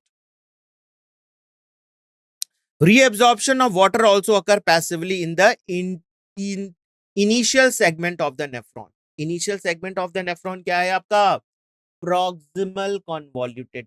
वहां पर जो है वाटर का एब्जॉर्प्शन पैसिव मूड में होता है, concentration gradient higher to lower, ठीक है। During urine formation the tubular cells secrete substances. अब ये देखिए सिक्रीशन प्रोसेस भी होता है। 3 प्रोसेस बताए गए थे आपको यूरिन फॉर्मेशन में, फिल्ट्रेशन है ना, filtration, reabsorption and third is secretion. Secretion मतलब अभी भी कुछ सब्सटेंसेस जो रह गए ना उसको बाहर निकाल दो, दैट जैसे कि hydrogen ion, potassium ion and ammonia into the filter. So tubular secretion is also an important step in urine formation as it helps in maintain the ionic and acidic balance। ये secretion वाला process भी बहुत important है और ये आपका urine formation में help करता है, मेंटेन करता है ionic and acidic balance in the body, है ना, बॉडी में आयनिक और एसिडिक बैलेंस को बनाकर रखता है। फंक्शंस ऑफ द टिब्यूल्स, देखिए सबसे पहला जो हमारा ट्यूब्यूल का पार्ट होता है वो क्या है, proximal convoluted tubule. Proximal convoluted tubule का क्या फंक्शन है, it is line by the special cuboidal brush border. ये बहुत इंपॉर्टेंट पॉइंट है और इससे देखिए 2024 में प्रश्न पूछा गया है। क्यूबॉइडल, क्यूब शेप में होता है एपिथेलियल सेल्स और उस पे ब्रश लाइक बॉर्डर्स लगे होते हैं, और ऐसे आपके जो एपिथेलियल सेल्स होती हैं उसको आप कहते हैं क्यूबॉइडल ब्रश बॉर्डर एपिथेलियम। ये कहां पे पाए जाते हैं, ये आपके प्रॉक्सिमल कॉन्वोल्यूटेड ट्यूब्यूल, ये पीसीटी। जैसे ही आपका बोमेन कैप्सूल खत्म होता है वहीं से ट्यूब्यूल लाइक स्ट्रक्चर, ये देखिए काफी कॉइल्ड स्ट्रक्चर होता है, ये आपका प्रॉक्सिमल कॉन्वोल्यूटेड ट्यूब्यूल है, ठीक है। तो यहां पर इसकी जो इनर वॉल होगी उसमें क्यूबॉइडल ब्रश बॉर्डर एपिथेलियम पाए जाते हैं। ये increases the surface area for reabsorption, ज्यादा से ज्यादा रीअब्जॉर्प्शन हो सके, ज्यादा से ज्यादा वाटर को एब्जॉर्ब कर लें, है ना, ग्लूकोज को, अमीनो एसिड को एब्जॉर्ब कर लें। कहां पर होगा ये? Proximal convoluted tubule. So generally all the essential nutrients, 70 to 80% electrolytes and water are reabsorbed in by this segment. तो सबसे ज्यादा रीअब्जॉर्प्शन कहां पर होता है? Proximal convoluted tubule, PCT, right? PCT में सबसे ज्यादा आपका एब्जॉर्प्शन हो जाता है, 70 to 80% of the filtrate. And the removal of the proximal convoluted tubule from the nephron will result in dilution of the urine, है ना, इससे यूरिन आपका क्या हो जाएगा? Dilution. In the given diagram the process of reabsorption and secretion are shown. तो यहां पर आप देख सकते हैं डायग्राम से रिलेटेड भी प्रश्न आ सकता है, इसलिए डायग्राम को बहुत ध्यान से देखिए, ठीक है? Nearly all the essential nutrients, 70 to 80% of the electrolytes and H2O are reabsorbed by the proximal convoluted tubule. सारा वाटर एब्जॉर्ब हो जाता है, ज्यादा से ज्यादा इलेक्ट्रोलाइट्स एब्जॉर्ब हो जाते हैं, ग्लूकोज, अमीनो एसिड एब्जॉर्ब हो जाते हैं, ठीक है? PCT also help maintain the pH and ionic balance of the body fluids by selective secretion of hydrogen ion. यहीं पर जो है आपके जो ये कैपिलरीज लाइक स्ट्रक्चर है और जो इंटरस्टिशियल सेल्स हैं उससे जो है इसमें हाइड्रोजन आयन सिक्रीट आउट कर दिया जाता है, यानी कि नेफ्रॉन ट्यूब रीनल टिब्यूल में डाल दिया जाता है। तो सिक्रीशन हो रहा है ना, हाइड्रोजन आयन का, अमोनिया है, पोटेशियम आयन, ये सभी जो है इसमें डाल दिया जाता है।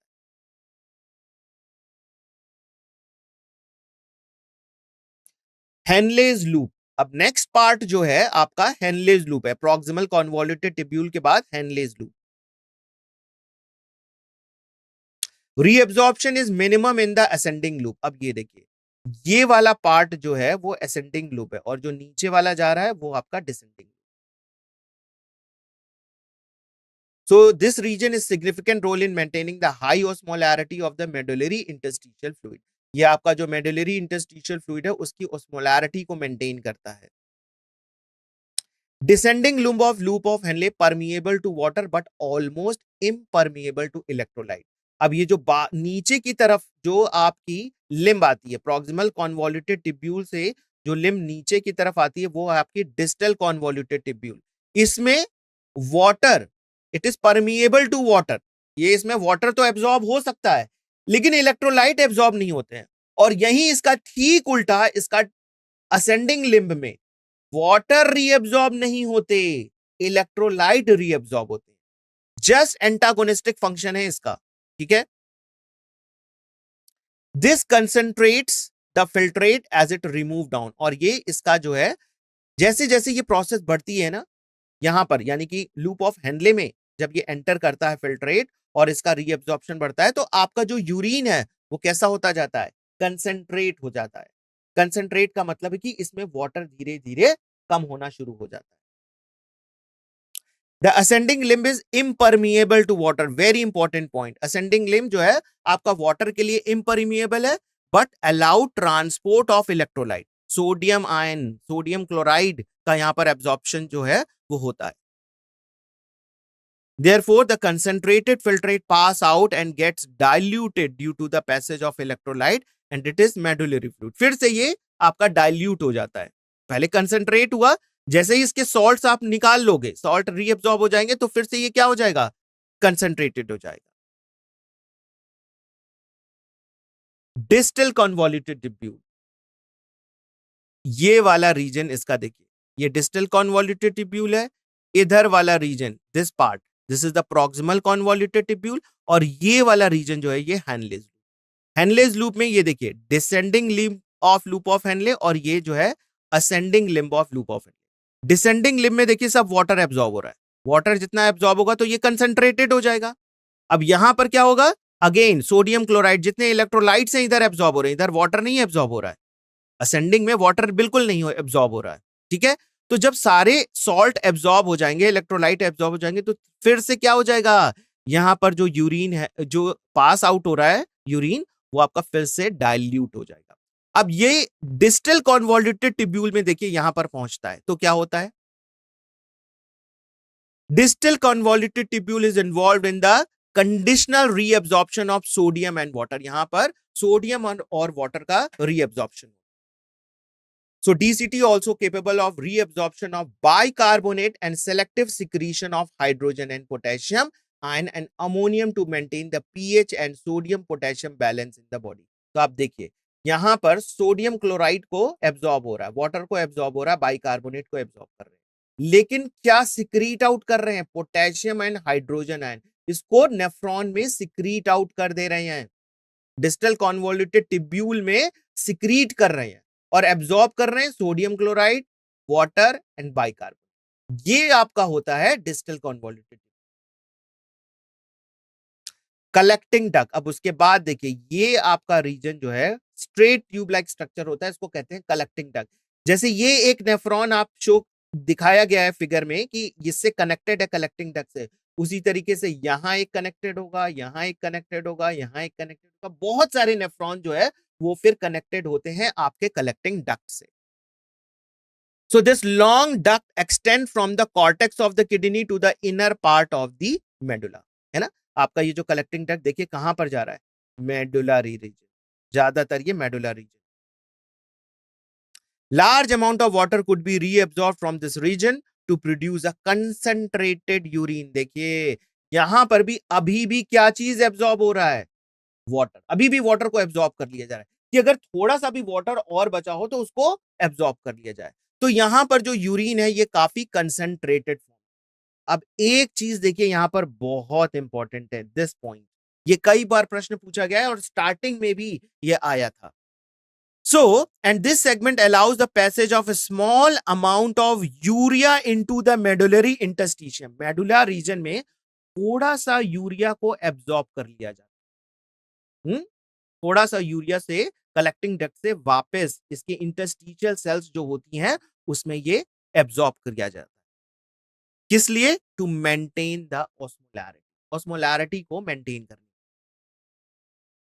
So it also play a role in maintenance of pH and ionic balance of blood by selective secretion of hydrogen ion and potassium. Mechanism of concentration of the filtrate, ये जो काउंटर करंट मैकेनिज्म है अब हम उसको discuss करेंगे यहाँ पे. So mammals have the ability to produce concentrated urine. Mammals में एक एबिलिटी होती है कि ये कंसेंट्रेटेड यूरिन प्रोड्यूस करते हैं. So the Henle's loop and the vasa recta play a significant role in this. जो हमारी हेनलेज लूप होती है और जो वासा रेक्टा है ना, वो वाला रीजन जो है ये देखिए यहां पर बहुत इंपॉर्टेंट रोल प्ले करता है. The flow of filtrate in the two limbs of Henle loop in opposite direction thus forms the counter current. अब ये देखिए अगर आपका जो हेनलेज लूप है यानी कि जो नेफ्रॉन का पार्ट है उसको आप क्या कह रहे हैं, हेनलेज लूप, उसमें जो आपका फिल्ट्रेट का डायरेक्शन है वो इस डायरेक्शन ऐसे जा रहा है, इधर से आ रहा है और इधर जा रहा है. ठीक है. और आपका जो वासा रेक्टा वाला पार्ट है, वासा रेक्टा इसी के ऐसे प्रेजेंट है. वासा रेक्टा किससे बनता है, इफरेंट आर्ट्रियोल से, जो पेरीट्यूबुलर कैपिलरीज होती हैं आपके हेनलेज लूप के पास, ये इससे पैरेलल रन करती है. तो इसमें जो फ्लो है आपका ब्लड का वो उल्टे डायरेक्शन में है. इसी वजह से इस मैकेनिज्म को कहा जाता है counter current mechanism. Okay. Now the flow of blood through the two limbs of the vasa recta is also in a counter current pattern. ठीक है. वासा रेक्टा और आपका हेनलेज लूप दोनों अपोजिट डायरेक्शन में कर रहे हैं. The proximity between the Henle's loops and vasa recta as well as the counter current in them help in maintaining and increasing the osmolarity toward the medullary interstitium, that is from 300 milliosmol per liter in the cortex, about 1200 osmol per liter in the inner medulla. तो देखिए आपका जो cortical reason में जो आपका interstitial medullary interstitial में जो concentration है देखिए कितना है, 300 मिली ऑस्मोल पर लीटर, राइट. और यहां पर जो है आपका कितना है कॉर्टेक्स रीजन में 1200 ml. ठीक है. So maintaining the hyperosmolarity toward the inner medullary interstitium in the kidney is responsible for the formation of counter current. ये जो हाइपर ऑस्मोलैरिटी आपके जो मेडुलरी इंटरस्टिशियम, देखिए वहां पर बात की गई थी कि आपकी जो मेडुलरी इंटरस्टिशियम में क्या एब्जॉर्ब होता है, यूरिया। यूरिया आपका कलेक्टिंग डक्ट से निकलकर इंटरस्टिशियल सेल्स में आ जाता है। क्यों आता है? ऑस्मोलैरिटी को मेंटेन करने के लिए। और यही जब मेंटेनेंस ऑस्मोलैरिटी की हो जाती है तब वो रिस्पॉन्सिबल होती है इस काउंटर करंट मैकेनिज्म को प्रॉपरली रन करने की। So NaCl is transported by the ascending limb of loop of Henle, which is exchanged by the descending limb of vasa recta. जो चीज NaCl आपकी असेंडिंग लिम्ब से ट्रांसपोर्ट की जा रही है और किसको दे दी जा रही है? वासा रेक्टा को, जबकि दोनों का मूवमेंट अलग डायरेक्शन में है। एक जहां नीचे की तरफ जा रहा है, दूसरा वहीं ऊपर की तरफ जा रहा है। ठीक है। So NaCl is returned into the interstitium by the ascending portion of the vasa recta, और यहां पर वासा रेक्टा से फिर ये इंटरस्टिशियम में प्रोवाइड कर दिया जाता है। Small amount of urea enter thin segment of ascending limb of Henle's loop, which is transported back to the interstitium by the collecting tubule. ये देखिए यहां से यूरिया जो है आपका, ये आपका कलेक्टिंग डक्ट है, यूरिया ये ट्रांसपोर्ट किया जा रहा है ना। ठीक है। और यहां पर देखिए NaCl, NaCl यहां से जो आपका ये एब्जॉर्ब किया जा रहा है ना, वो आपका वासा रेक्टा ले रहा है। यहां वासा रेक्टा लेके किसको दे रहा है? Interstitial cell. ठीक है। यहां पर कंसंट्रेशन देखिए 300 मिली ऑस्मोल पर लीटर है, और यहां पर आपका मेडुलरी रीजन में 1200 मिली ऑस्मोल मिलियन ऑस्मोल पर लीटर है। आप डिफरेंस देख सकते हैं कितना जो है वो रीअब्जॉर्प्शन हो चुका है। Okay. So the transport of the substance facilitated by the special arrangement Henle's loop and vasa recta. इसीलिए देखिए ये जो Henle's loop और vasa recta का जो अरेंजमेंट है ना, ये बहुत इंपॉर्टेंट है, और यही आपका काउंटर करंट मैकेनिज्म को जो है वो बनाता है। So this mechanism help in maintain the concentration gradient in the medullary interstitium. आपकी जो medullary interstitium cells है उसमें ये concentration gradient बनाने के लिए responsible। Presence of such interstitium gradient help in easy passage of water from the collecting tubule, thereby concentrating the filtrate। और ये सब क्यों किया जा रहा है? ये सब इसलिए किया जा रहा है कि आपका जो कलेक्टिंग डक्ट से आपका जब यूरिन पास हो तो उसमें आपके यूजफुल सब्सटेंसेस ना पास हो, वाटर का मैक्सिमम रीअब्जॉर्प्शन हो चुका हो, जो इलेक्ट्रोलाइट्स हैं वो आपके इंपॉर्टेंट है वो रीअब्जॉर्ब हो जाए, आपका जो नाइट्रोजनस वेस्ट मटेरियल है सिर्फ वही जो है वेस्ट मटेरियल है उसी को बॉडी से रिमूव आउट करना है। तो ये जो काउंटर करंट मैकेनिज्म है, रीअब्जॉर्प्शन है, सिक्रीशन है, इतना सब कुछ क्यों हो रहा है? ताकि आपका कंसंट्रेशन ग्रेडियंट बैलेंस रहे और एंड में आपका जो है यूरिन ही डिस्चार्ज हो थोड़े अमाउंट ऑफ वाटर के साथ। अब बिल्कुल सिर्फ यूरिन डिस्चार्ज नहीं होता, लेकिन उसके साथ थोड़ा अमाउंट ऑफ वाटर जरूर जाता है, right. So human kidney can produce urine nearly 4 times concentrated than the initial filtrate।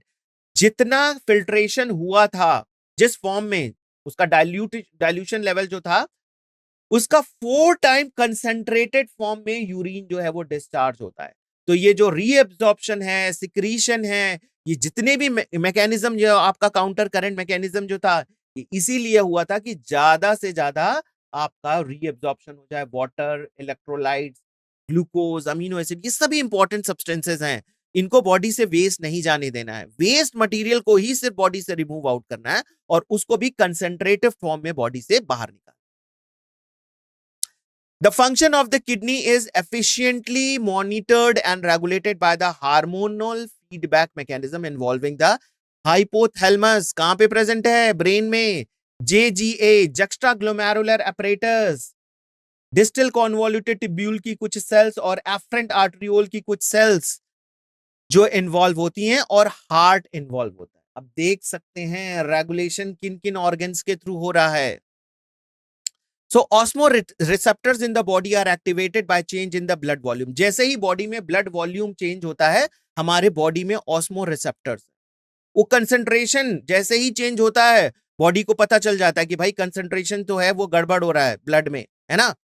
Body fluid volume and ionic concentration, इसको ये जज करते रहते हैं ये cells, osmoreceptors. So an excessive loss of fluid from the body can activate these receptors.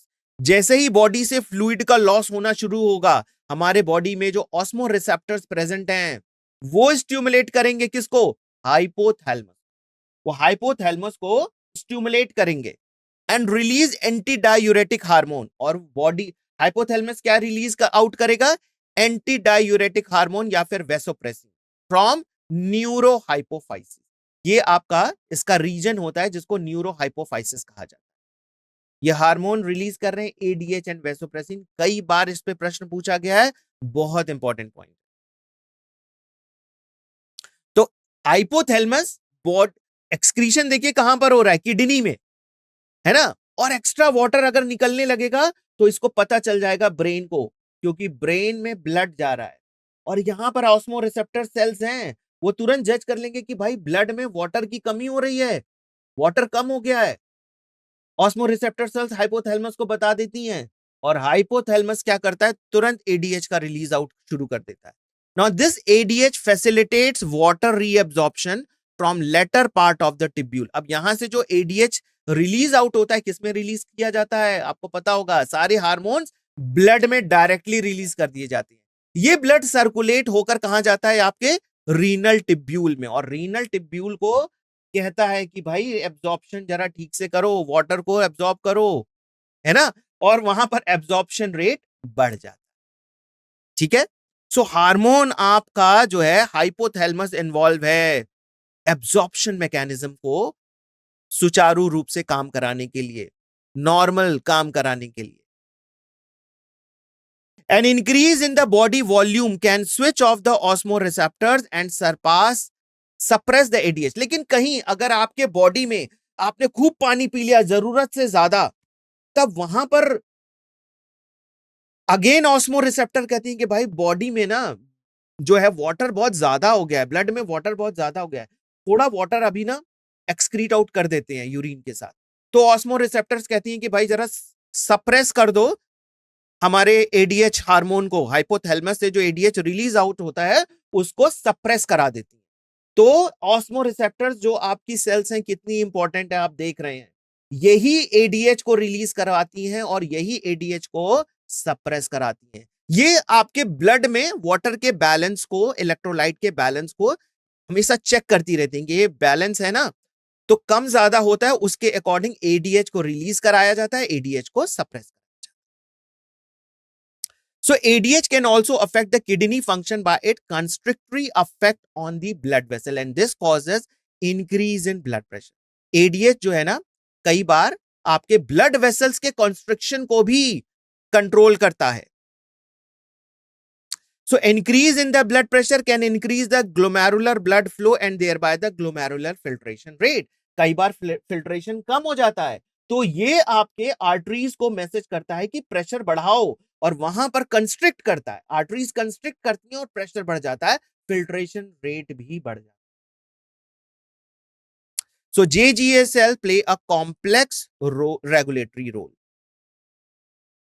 A fall in glomerular blood flow, glomerular blood pressure, GFR, can activate JG cells to release renin, which convert angiotensin in blood to angiotensin 1 and further to angiotensin 2. Rennin जो hormone release out होता है वो directly आपके absorption के लिए responsible नहीं होता. वो क्या करता है? रेनिन जो है आपके ब्लड में एक प्रोटीन प्रेजेंट है जिसको आप कहते हैं एंजियोटेंसिन, इसको कन्वर्ट करता है एंजियोटेंसिन 1 और एंजियोटेंसिन 1 को कन्वर्ट करता है एंजियोटेंसिन 2 में. अब क्या काम है इस एंजियोटेंसिन 2 का? Direct effect. Causes arteries to constrict resulting an increase in the blood pressure. Blood pressure arteries का बढ़ा देता है. Decrease glomerular filtration rate resulting in water retention and increases thirst. कि thirst भी बढ़ जाती है इससे.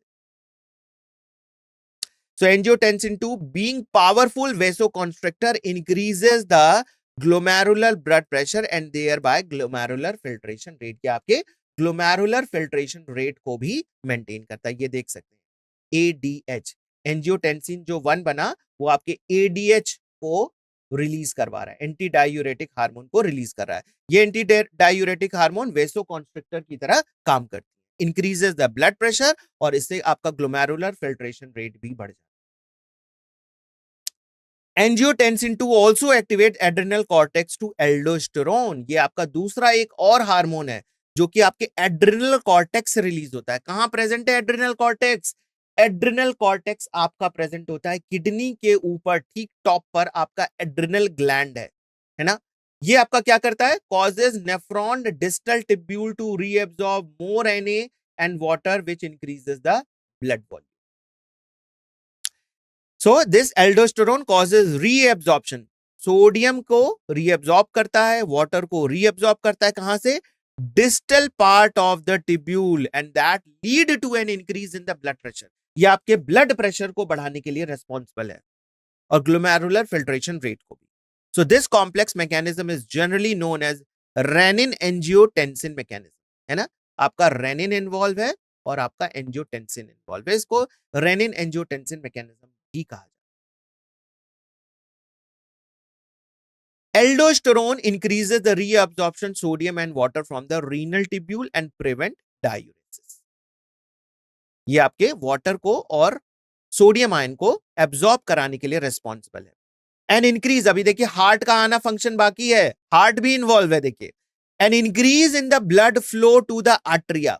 एट्रियल रीजन में जब ब्लड फ्लो बढ़ जाता है ना, ब्लड फ्लो आर्टरिया में ब्लड बढ़ जाता है हार्ट के, then it causes release of atrial natriuretic factor, ANF release करता है। So ANF can cause vasodilation, dilated the blood vessels, ठीक है, it dilated the blood vessels and thereby decreases the blood pressure. कहता है कि इतना ज्यादा ब्लड आर्टरिया को नहीं चाहिए, एक बैलेंस फॉर्म में चाहिए। तो तुरंत वो क्या कहता है, आर्टरिया एक हार्मोन रिलीज करती है जिसको कहते हैं एट्रियल नाट्रियूरेटिक फैक्टर। ये क्या करती है? ब्लड की वेसल्स को डायलेट कर देती है, it dilates the blood vessel, और इससे ब्लड प्रेशर क्या हो जाता है? घट जाता है। ब्लड एक नॉर्मल कंडीशन में हार्ट में आना शुरू हो जाता है, क्योंकि अगर ब्लड में जरूरत से ज्यादा हार्ट पहुंच गया तो हार्ट के लिए ये ठीक नहीं होता, इसलिए हार्ट भी अपने आप को मेंटेन करता है, right. Now, ANF mechanism therefore act as a check on renin angiotensin mechanism। यहां पर जो ये देखिए, अब ये क्या करेगा? ANF रेनिन के फंक्शन को अफेक्ट करेगा, यहां पर थोड़ा सा ये एंजियोटेंसिन को बनाना बंद कर देंगे। So urine formed by the nephron is ultimately carried to the urinary bladder। अब देखिए यूरिन का मिक्ट्यूरेशन की बात करेंगे। यूरिन जब एक बार नेफ्रॉन्स में बन गए, यूरिनरी ब्लैडर में आकर स्टोर आउट हो जाते हैं। कलेक्टिंग डक्ट से, पेल्विस से होता हुआ, ये यूरेथ्रा से होता हुआ यूरिनरी ब्लैडर में आकर स्टोर होता है। And it is stored till voluntary signal is given to the central nervous system. तब तक स्टोर होता रहता है जब तक कि ब्रेन तक मैसेज ना पहुंच जाए। देखिए इसके जो वॉल्स होते हैं ना, इसके वॉल्स में कुछ रिसेप्टर्स होते हैं, स्ट्रेच रिसेप्टर्स। एक लिमिट तक ही इसमें यूरिन जो है स्टोर आउट किया जा सकता है, right. So the voluntary signal is initiated stretching the urinary bladder and it gets filled with the urine. जितना ज्यादा यूरिन फिल होता जाएगा, इसके जो वॉल स्ट्रेच होती जाएगी, और स्ट्रेच रिसेप्टर से मैसेज पहुंचाया जाएगा कहां पर? ब्रेन तक। So in response, the stretch receptor on the walls of the bladder sends signal to the central nervous system, and this central nervous system passes motor messages to initiate the concentration of smooth muscles of the bladder and simultaneous relaxation to the urethral sphincter, causing release of the urine। Blood यहां पर जो receptors हैं, ये देखिए sensory message central nervous system तक पहुंचाया, और वहां से मैसेज वापस लाया जाता है और पहुंचाया जाता है कहां पर? इस स्फिंक्टर पे। स्फिंक्टर मसल यहां पर रिलीज जो है वो सॉफ्ट हो जाती है ना, और एक्सटर्नल स्फिंक्टर जो होता है वो ओपन होता है, और यूरिन यहां से बाहर pass out. So the process of release of urine, body से यूरिन का पास आउट होना मिक्ट्यूरेशन कहलाता है। And the neural mechanism causing it is called micturition reflex. ये आप देख सकते हैं रिफ्लेक्स मैकेनिज्म, ठीक है। An adult human excrete on an average 1 to 1.5 liters of urine per day. 1.5 litre urine वो डिस्चार्ज कर.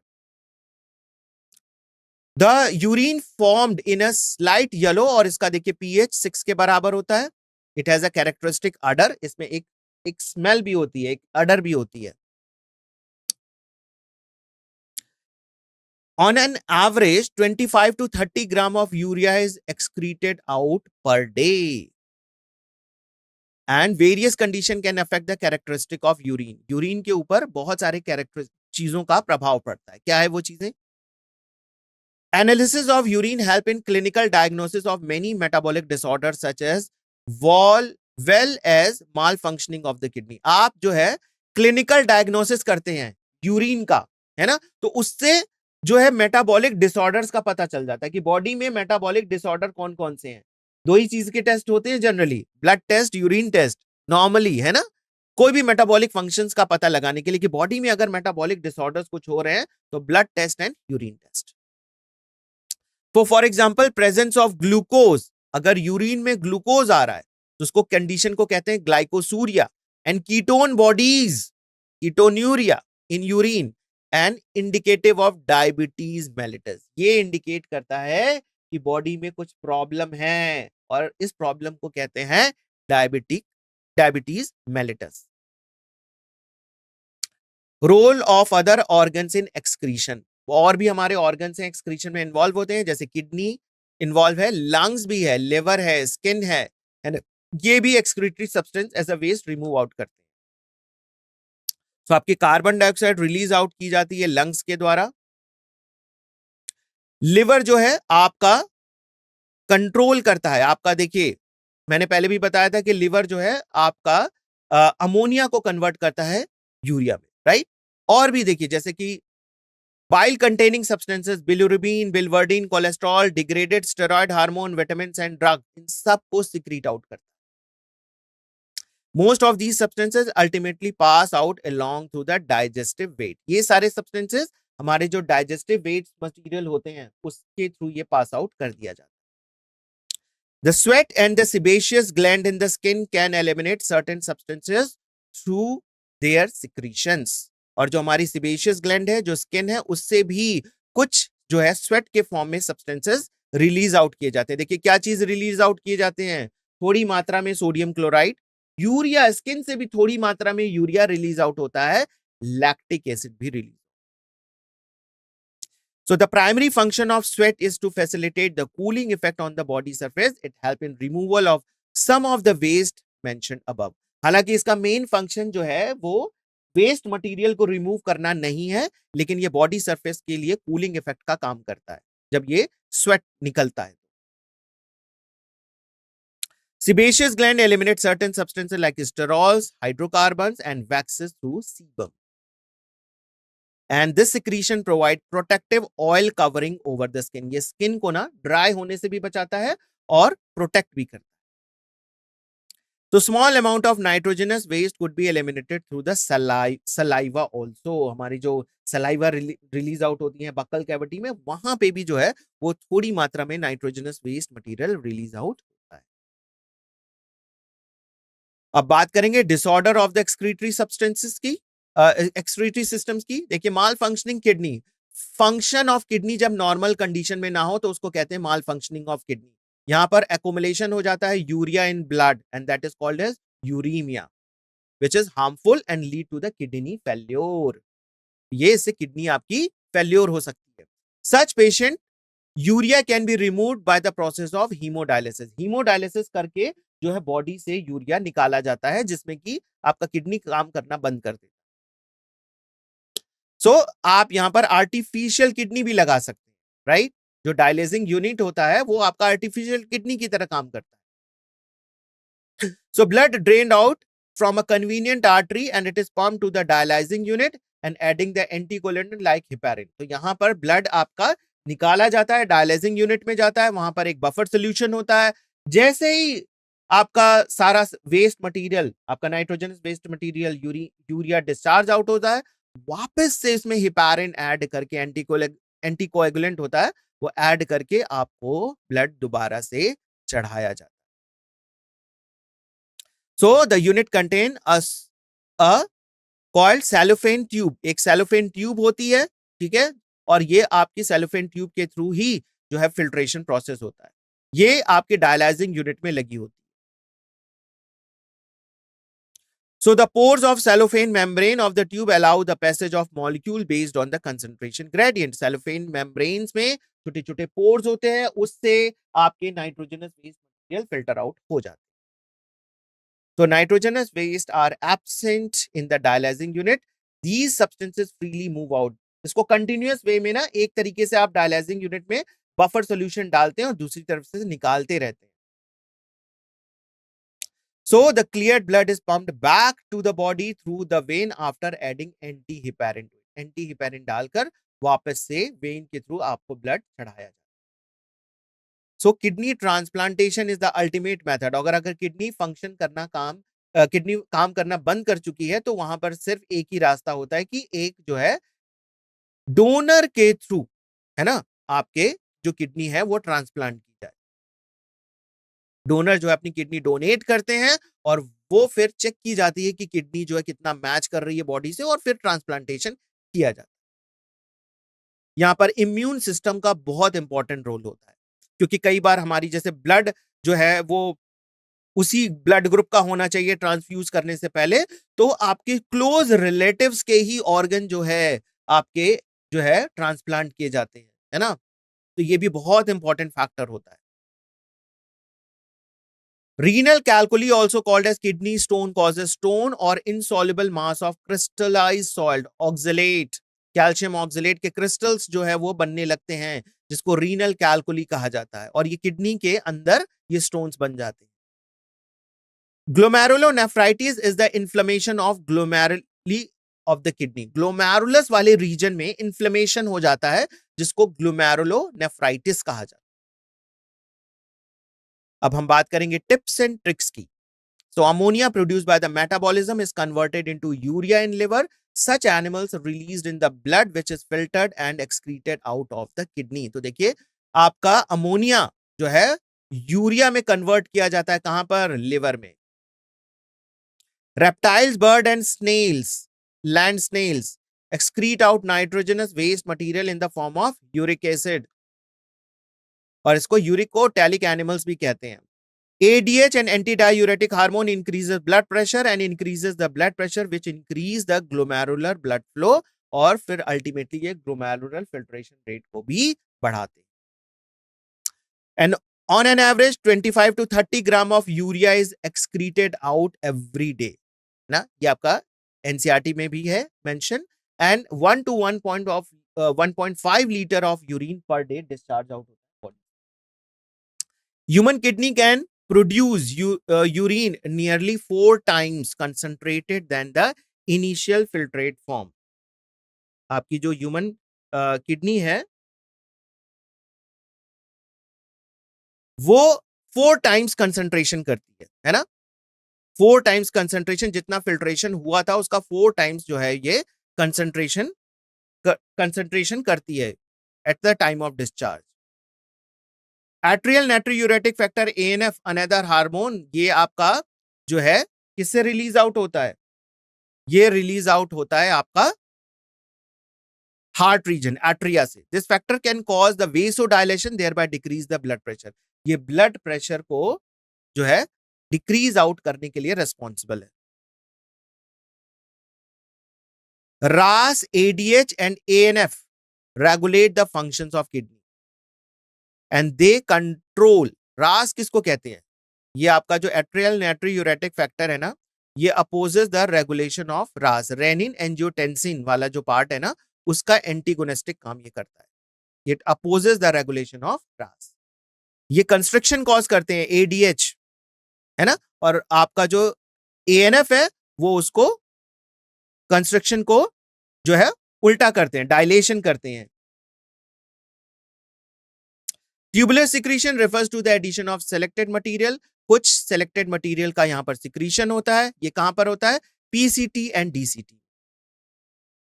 Earthworm, crocodile, snail, xenopus तो dual excretion because they excrete out two types of excretory products, है ना।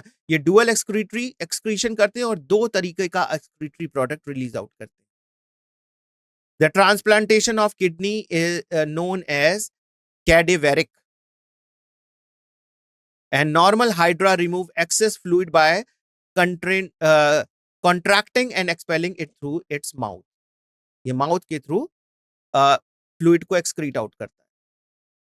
High ketone levels of urine में indicate diabetic ketoacidosis, and under normal circumstances 180 gram per day of glucose is filtered by the renal glomerulus and virtually all of it is subsequently reabsorbed. इतना तो वो filter out करता है, लेकिन सारा का सारा रीएब्सॉर्ब भी हो जाता है आपके proximal convoluted tubule. Larvae of certain cyclostomes contain archinephric kidney or archinephros.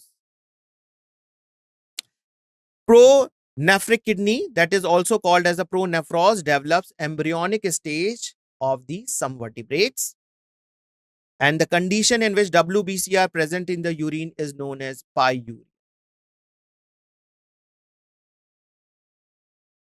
So अभी हमारा ये जो थ्योरी पार्ट जो है वो यहां पर एंड होता है। पहले हम डीपीपी करेंगे, फिर पीवाईक्यू करेंगे। ओके, सो हेलो एवरीवन, ये हमारी डीपीपी हम पहले सॉल्व करेंगे। तो सबसे पहले हमारे पास डीपीपी का यहां पर पहला प्रश्न आ चुका है। पहला प्रश्न है, kidney crystals are solid clusters of, जो किडनी में जो हमारे क्रिस्टल्स बनते हैं, राइट, जो क्रिस्टल्स बनते हैं वो कैसे बनते हैं? Solid clusters of. और ये जो क्लस्टर्स हैं वो किस चीज के हैं, है ना। तो पहले एक बार ऑप्शंस पे हम ध्यान देते हैं कि क्या ऑप्शन दिए हैं। Calcium nitrate and uric acid, है ना। हमारा क्या है? Calcium nitrate and uric acid है, और फॉस्फेट एंड यूरिक एसिड है। Second option phosphate and uric acid है, ठीक है। फिर है calcium carbonate and uric acid. Third option है calcium carbonate and uric acid, और फोर्थ ऑप्शन है calcium oxalate and uric acid. तो आपको बताना है कि जो क्रिस्टल्स बनते हैं वो किस चीज का एकोमुलेशन होता है, राइट। तो किस चीज का एकोमुलेशन होता है? वहां पर एक चीज मेंशन की गई थी जब मैं आपको यहां पर किडनी स्टोन्स के बारे में बता रहा था। क्या था? ऑक्सलेट्स। ऑक्सलेट्स लिखा हुआ था, not calcium oxalate, it was written oxalate. तो यहां पर देखिए नाइट्रेट जो है वो आपका कैल्शियम नाइट्रेट नहीं बनता है, आपका जो है नाइट्रेट के फॉर्म में नहीं बनता है, ठीक है। यूरिक एसिड भी नहीं बनता है, किडनी में यूरिक एसिड नहीं बनता है। Phosphate and uric acid, uric acid again, this option is again incorrect because यहां पर आपका यूरिक एसिड नहीं बन रहा है। कहीं पे भी यूरिक एसिड का जिक्र हमारा जब किडनी का यूरिन का फॉर्मेशन डिस्कस कर रहे थे, काउंटर करंट मैकेनिज्म कर रहे थे, कहीं पे भी यूरिक एसिड का जिक्र नहीं आया था। तो ये वाला भी ऑप्शन हमारा इनकरेक्ट हो जाता है। कैल्शियम कार्बोनेट, है ना, कार्बोनेट भी कहीं नहीं आ रहा था, है ना। और यहां पर आपका यूरिक एसिड जो है बाइकार्बोनेट जरूर आया था, HCO3 बाइकार्बोनेट आया था, कैल्शियम कार्बोनेट नहीं आया था, राइट। यूरिक एसिड देखिए इस वाले ऑप्शन में भी है। तो तीनों अगर आप ऑप्शन बहुत ध्यान से देखेंगे ना तो आपको पता चल जाएगा, राइट। तो यूरिक एसिड तीनों हमारे ऑप्शन में है। चौथा ऑप्शन जरा ध्यान से देखिए, कैल्शियम ऑक्सलेट है। तो ये वाला जो ऑप्शन है वो आपका करेक्ट है, कैल्शियम ऑक्सलेट वाला, ठीक है। चलिए इसको हम सेव करते हैं। नेक्स्ट हमारा ऑप्शन जो है प्रश्न, if 1 liter of water is introduced in human blood, then अगर 1 liter of water हमारे human blood में इंट्रोड्यूस हो जाए तो क्या होगा? then what will happen? Option देखते हैं। BMR increases, BMR मतलब बेसल मेटाबॉलिक रेट इंक्रीज हो जाएगा। Second option, RBC collapses, and urine production increases. RBC collapse कर जाएंगे और यूरिन का प्रोडक्शन जो है वो बढ़ जाएगा। Next option C, RBC collapses and urine production decreases. RBC collapse करेंगे और यूरिन का प्रोडक्शन डिक्रीज आउट हो जाएगा। Fourth option, BMR decreases. BMR basal metabolic rate जो है वो डिक्रीज आउट हो जाएगा। तो बहुत सारे बच्चों ने बी ऑप्शन को ऑप्ट किया है। तो देखिए रीजन क्या है इसका। अगर 1 लीटर वाटर जो है ह्यूमन ब्लड में कहीं इंट्रोड्यूस हो जाए तो इसका सबसे ज्यादा असर जो है वो आपके आरबीसी के ऊपर पड़ेगा और आरबीसी कोलैप्स करना शुरू हो जाएंगे। और दूसरा आपका यूरिन का प्रोडक्शन इंक्रीज हो जाएगा। ये हमने पहले भी पढ़ा था ना, है ना, कि अगर बहुत ज्यादा मात्रा में अगर वाटर आपके ब्लड में प्रेजेंट होता है तो एंटी डायूरेटिक हार्मोन जो है वो कहता है कि थोड़ा सा यूरिन के साथ वाटर को जाने दो ताकि आपका ब्लड में जो वाटर का बैलेंस है वो नॉर्मल हो जाए। तो वहां पर डाइल्यूट फॉर्म में यूरिन आपका डिस्चार्ज हो जाएगा। सो यूरिन का प्रोडक्शन भी बढ़ जाएगा। यूरिन का प्रोडक्शन भी बढ़ जाएगा। तो आप सभी का ऑप्शन बी मैं भी यहां पर ऑप्ट कर देता हूं। ठीक है, सेव एंड नेक्स्ट। चलिए थर्ड क्वेश्चन हमारा, angiotensinogen is a protein produced and secreted by. Angiotensinogen जो प्रोटीन है वो प्रोड्यूस और सिक्रीट की जाती है किससे? Macula densa cells, endothelial cells, cells lining the blood vessels, liver cells, juxtaglomerular cells, है ना। एंजियोटेंसिन किससे रिलीज की जाती हैं? प्रोड्यूस और सिक्रीटेड। तो ये भी आपको बताया गया था। आपकी जो मैकुला डेंसा ये जो है वो रिलीज नहीं करती है। एंडोथीलियल सेल्स, ब्लड वेसल्स, हमने एंडोथीलियल सेल्स ब्लड वेसल्स पढ़ा था, है ना, ग्लोमेरुलस के फॉर्मेशन के टाइम। वहां पर कभी भी जो है आपके जो है एंजियोटेंसिन का जिक्र नहीं आया था।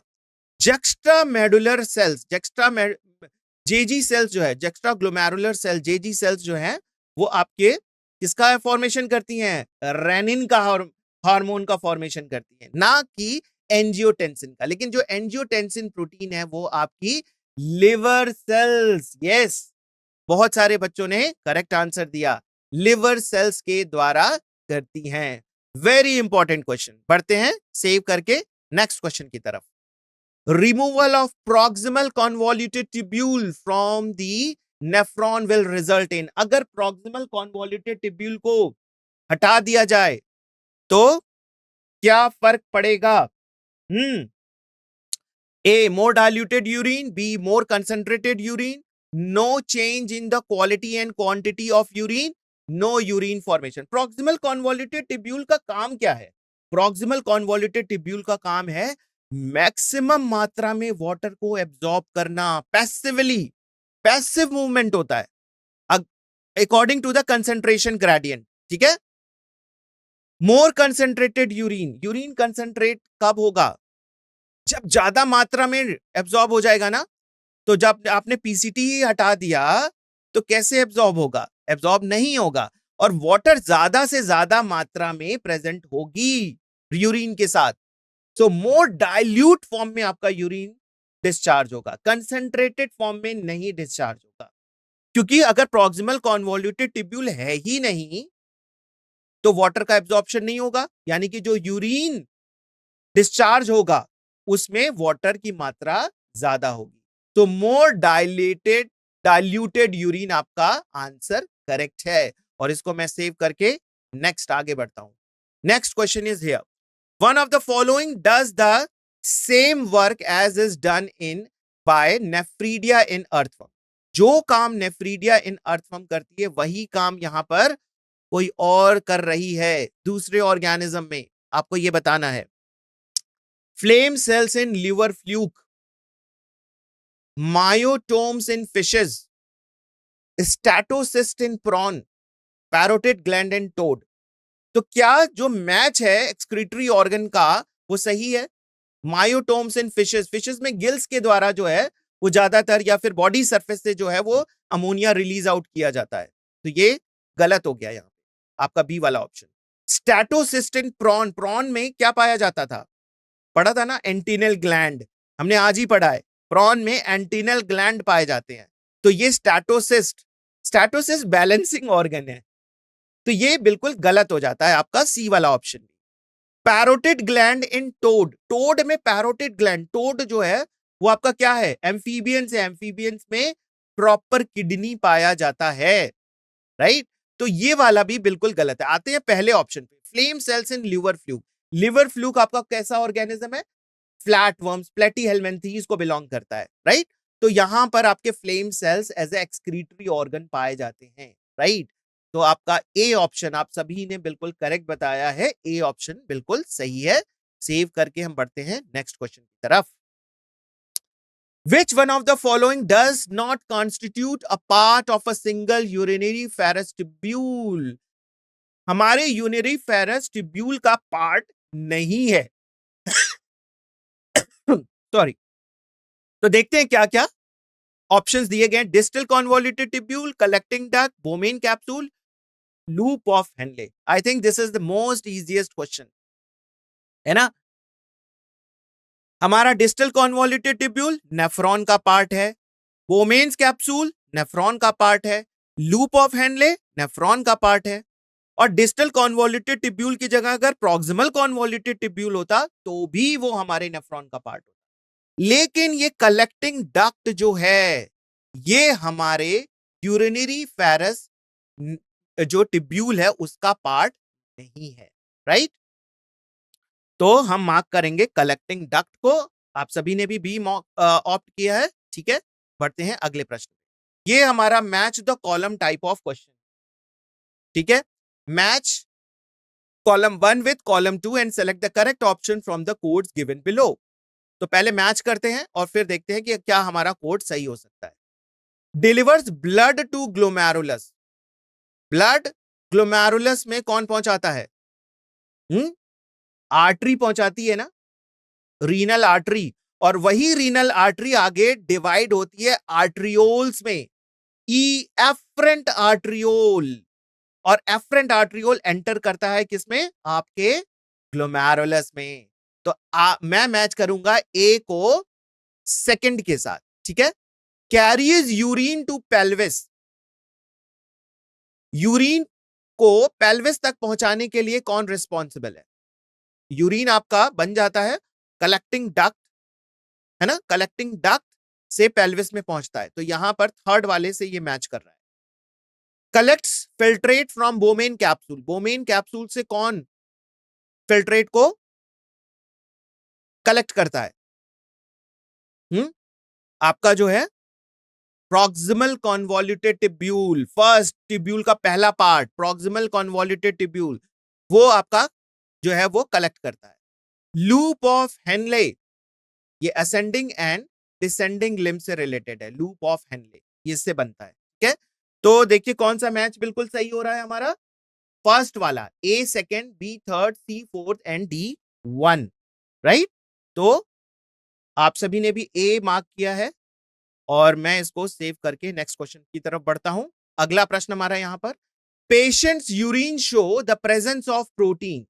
पेशेंट्स के यूरिन में देखिए क्या शो कर रहा है, प्रोटीन्स।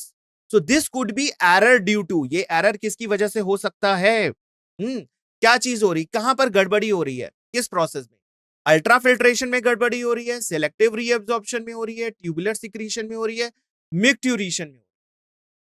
जब अल्ट्रा फिल्ट्रेशन में मैंने बताया था तो मैंने बताया था कि प्रोटीन्स आपका जो प्लाज्मा से सब कुछ फिल्टर हो जाता है, सिर्फ प्रोटीन फिल्टर नहीं।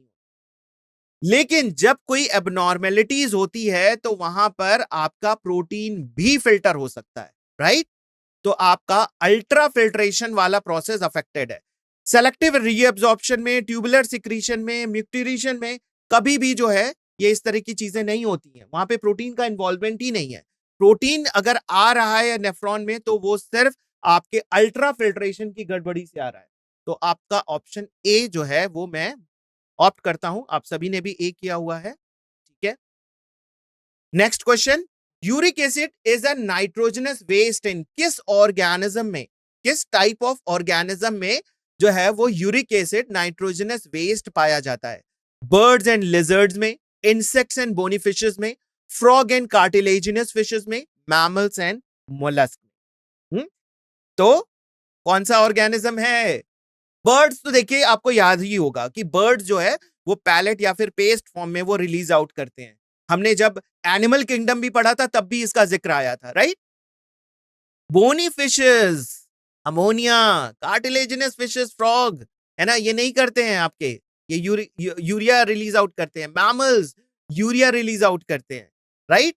तो बर्ड्स एंड लिजार्ड, लिजार्ड आपका रेप्टाइल्स है और रेप्टाइल्स भी आपको ध्यान होना चाहिए यूरिक एसिड रिमूव आउट करता है। तो बर्ड्स एंड लिजार्ड, आप सभी ने ए मार्क किया है, वेरी गुड। अगला प्रश्न भी देखिए हमारा match the column type of है, column A and column B, right? So जल्दी से इस प्रश्न को करते हैं। ये हमारे एबनॉर्मेलिटीज है और ये क्या इफेक्ट करते हैं इससे रिलेटेड चीजें यहां पर दी गई हैं।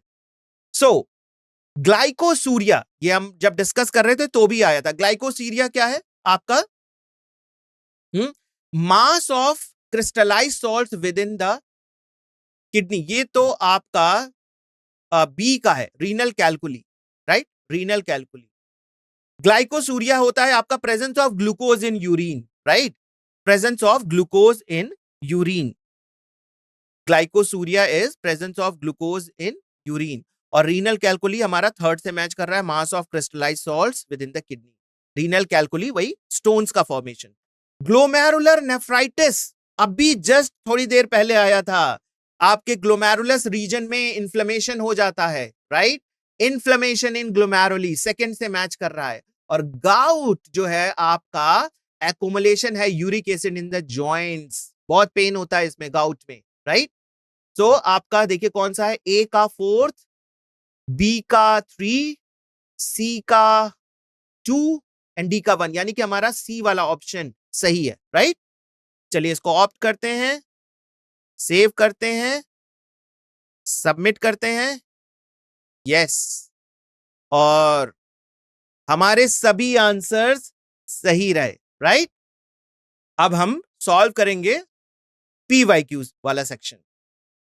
सो अब हमारा ये पीवाईक्यू वाला सेक्शन है। पहला प्रश्न है यहां पे, a person who is one along hunger strike and surviving only on water, एक पर्सन हंगर पे है और वो सिर्फ वाटर पे सर्वाइव कर रहा है, विल हैव, क्या होगा, less amino acid in his urine, उसके यूरिन में लेस अमीनो एसिड आएगा, more glucose in his blood, less urea in his urine and more sodium in his urine. So क्या होगा, सिर्फ वाटर ले रहा है यानी कि फूड ले ही नहीं रहा, तो क्या होगा, नाइट्रोजनस वेस्ट बॉडी में कम से कम मात्रा में बनेंगे और यूरिया आपकी बनेगी ही नहीं, राइट? बहुत कम मात्रा में यूरिया जो है वो, जो कि स्टोर्ड फूड मटेरियल है, सिर्फ वही यूज हो रहा होगा क्योंकि वो कुछ कंज्यूम नहीं कर रहा है, बहुत टाइम से हंगर पर है, राइट? सो ये आपका less amino acid, amino acid तब आएगा ना जब आप प्रोटीन्स ले रहे होगे, ग्लूकोज कार्बोहाइड्रेट ले रहे होगे, फूड मटेरियल, राइट? वो आपको अवेलेबल ही नहीं है। तो आपका less urea in urine, urine अगर डिस्चार्ज होगा, सिर्फ वाटर ले रहे हो तो वाटर ज्यादा मात्रा में निकलेगा और यूरिया कम से कम। सो ये हमारा सी ऑप्शन ऑप्ट करते हैं, बढ़ते हैं आगे। अगला प्रश्न हमारा 2020 में आया हुआ है, विच of the following would help in prevention of diuresis, diuresis के प्रिवेंशन में क्या काम करता है? First, reabsorption of sodium ion and water from the renal tubules due to the aldosterone. B, atrial natriuretic factor causes vasoconstriction, decrease in secretion of renin by JG cells, and more water reabsorption due to the under secretion of ADH. Which of the following would help in prevention of diuresis? Diuresis को prevention करने के लिए क्या होगा, है ना? Atrial यूनेटिक factor देखिए यहां पर इन्वॉल्व नहीं होता, वेसोकॉन्स्ट्रिक्शन नहीं करना है, right? Decrease in the secretion of renin by JG cells, ये भी नहीं होता है यहां पर कि जेजी सेल्स के सिक्रीशन को कम किया जा सके। reabsorption sodium ion and water from the renal tubules due to the aldosterone. यहां पर एल्डोस्टेरोन का वर्क आता है, फंक्शन आता है, राइट? तो आप सभी का ऑप्शन ए जो है आपने ऑप्ट किया है and that is correct. Next question. Use of an artificial kidney during the haemodialysis may result in a. ये हमारे स्टेटमेंट टाइप्स हैं. देखिए क्या स्टेटमेंट है.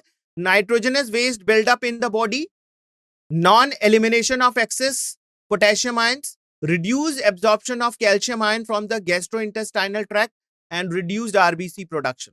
Which of the following option is the most appropriate? Use of artificial kidney during the hemodialysis may result in. कौन सा option होगा? देखिए, जब आप आर्टिफिशियल किडनी लगी हुई है और हीमोडायलिसिस हो रहा है ना, तो वहां पर आपका क्या होगा? Reduced absorption of calcium ion from the gastrointestinal tract, और आपका जो आरबीसी का प्रोडक्शन है वो भी जो है वो देखिए घट जाएगा, राइट? सो हमारा जो सी वाला ऑप्शन है वो करेक्ट है, C and D. This is the most appropriate one. Next question. Which of the following statement is correct? कौन सा स्टेटमेंट करेक्ट है? स्टेटमेंट पहले पढ़ते हैं.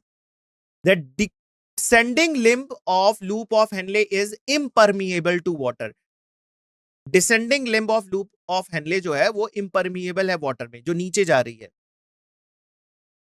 The ascending limb of loop of Henle is permeable to water. Ascending वाली permeable है. Sorry.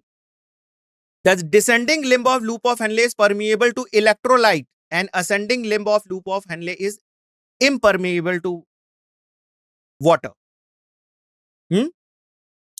So आपका जो पहला वाला ऑप्शन है descending limb of loop of impermeable to water, ये आपका परमिएबल होता है, राइट? ये परमिएबल होता है, यहां पे सारा वाटर एब्जॉर्ब हो रहा है, और असेंडिंग लिम्ब में इलेक्ट्रोलाइट एब्जॉर्ब हो रहे होते हैं. तो हमारा ये वाला भी देखिए ऑप्शन बिल्कुल गलत हो जाता है ना? और सी वाला ऑप्शन भी गलत हो जाता है क्योंकि डिसेंडिंग लिम्ब को कह रहे हैं कि यहां पे इलेक्ट्रोलाइट एब्जॉर्ब होता है. This is also incorrect. यहां पर इलेक्ट्रोलाइट नहीं, वाटर एब्जॉर्ब होता है. अब चौथे स्टेटमेंट पे ध्यान दीजिए. The ascending limb of loop of Henle is impermeable to water. Ascending वाला इम्परमिएबल टू वाटर होता है but it is permeable to electrolyte. तो ऑप्शन डी बिल्कुल करेक्ट हो जाता है. Next question. Which one of the following correctly explain the function of a specific part of the human nephron? Human nephron के specific part को कौन जो है explain कर रहा है? Podocytes create minute spaces, slits for the filtration of blood into the Bowman's capsule, Henle's loop. Most reabsorption of the major substances from the glomerular filtrate. Distal convoluted tubule, reabsorption of potassium ion into the surrounding blood capillaries. Afferent arteriole carries the blood away from the glomerular toward the renal vein. चलिए मैं second वाले को पहले देखता हूं. Henle's loop में जो है आपका मैक्सिमम रीअब्जॉर्प्शन नहीं होता. प्रॉक्सिमल कॉन्वोल्यूटेड ट्यूब्यूल में मैक्सिमम रीअब्जॉर्प्शन होता है. Distal convoluted tubule, reabsorption of potassium ion into the surrounding blood capillaries, ये भी इनकरेक्ट है. और efferent arteriole carries blood away, it carries blood towards glomerular. तो हमारा पहला वाला देखिए, पोडोसाइट्स जो होती हैं वो माइन्यूट स्पेसेस होती हैं, जो स्प्लिट स्पेसेस होते हैं उसके थ्रू फिल्ट्रेशन होता है. तो ये करेक्ट है, इसको मैं सेव करता हूं. Next question.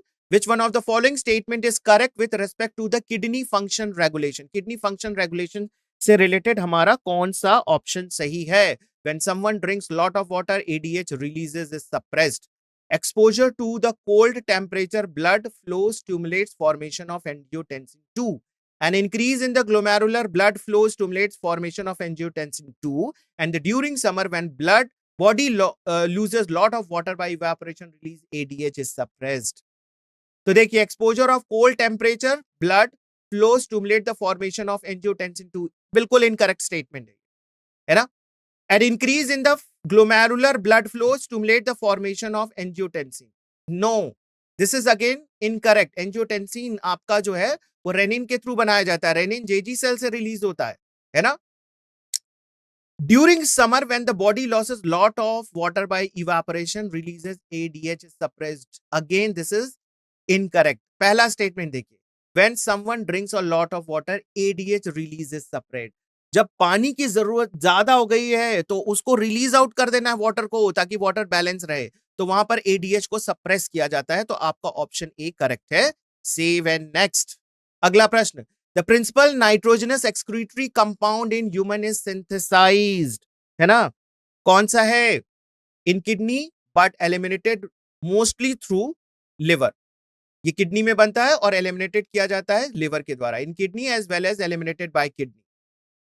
In liver and eliminated by same through bile. In liver but eliminated mostly through the kidney. तो कौन सा ऑप्शन होगा? In the liver but mostly eliminated by, आपका जो है कौन सा ऑप्शन है? डी वाला ऑप्शन है. इन the liver but eliminated mostly through kidney. तो ये वाला ऑप्शन मैं ऑप्ट करता हूं. बढ़ता हूं आगे.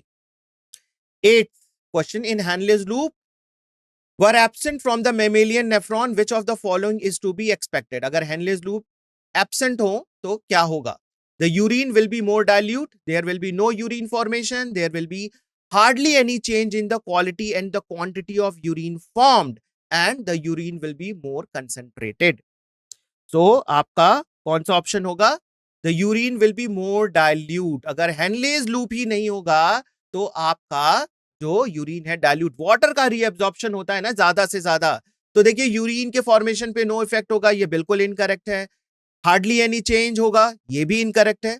डाइल्यूट फॉर्म में आपका यूरिन रिलीज होगा. तो आपका ए ऑप्शन करेक्ट है. आप सभी ने भी ए ही ऑप्ट किया है. Very good. Next question. If kidney fail to reabsorb water, the effect on tissue would be. अगर फिर किडनी फेल हो जाती है तो हमारा क्या होता है?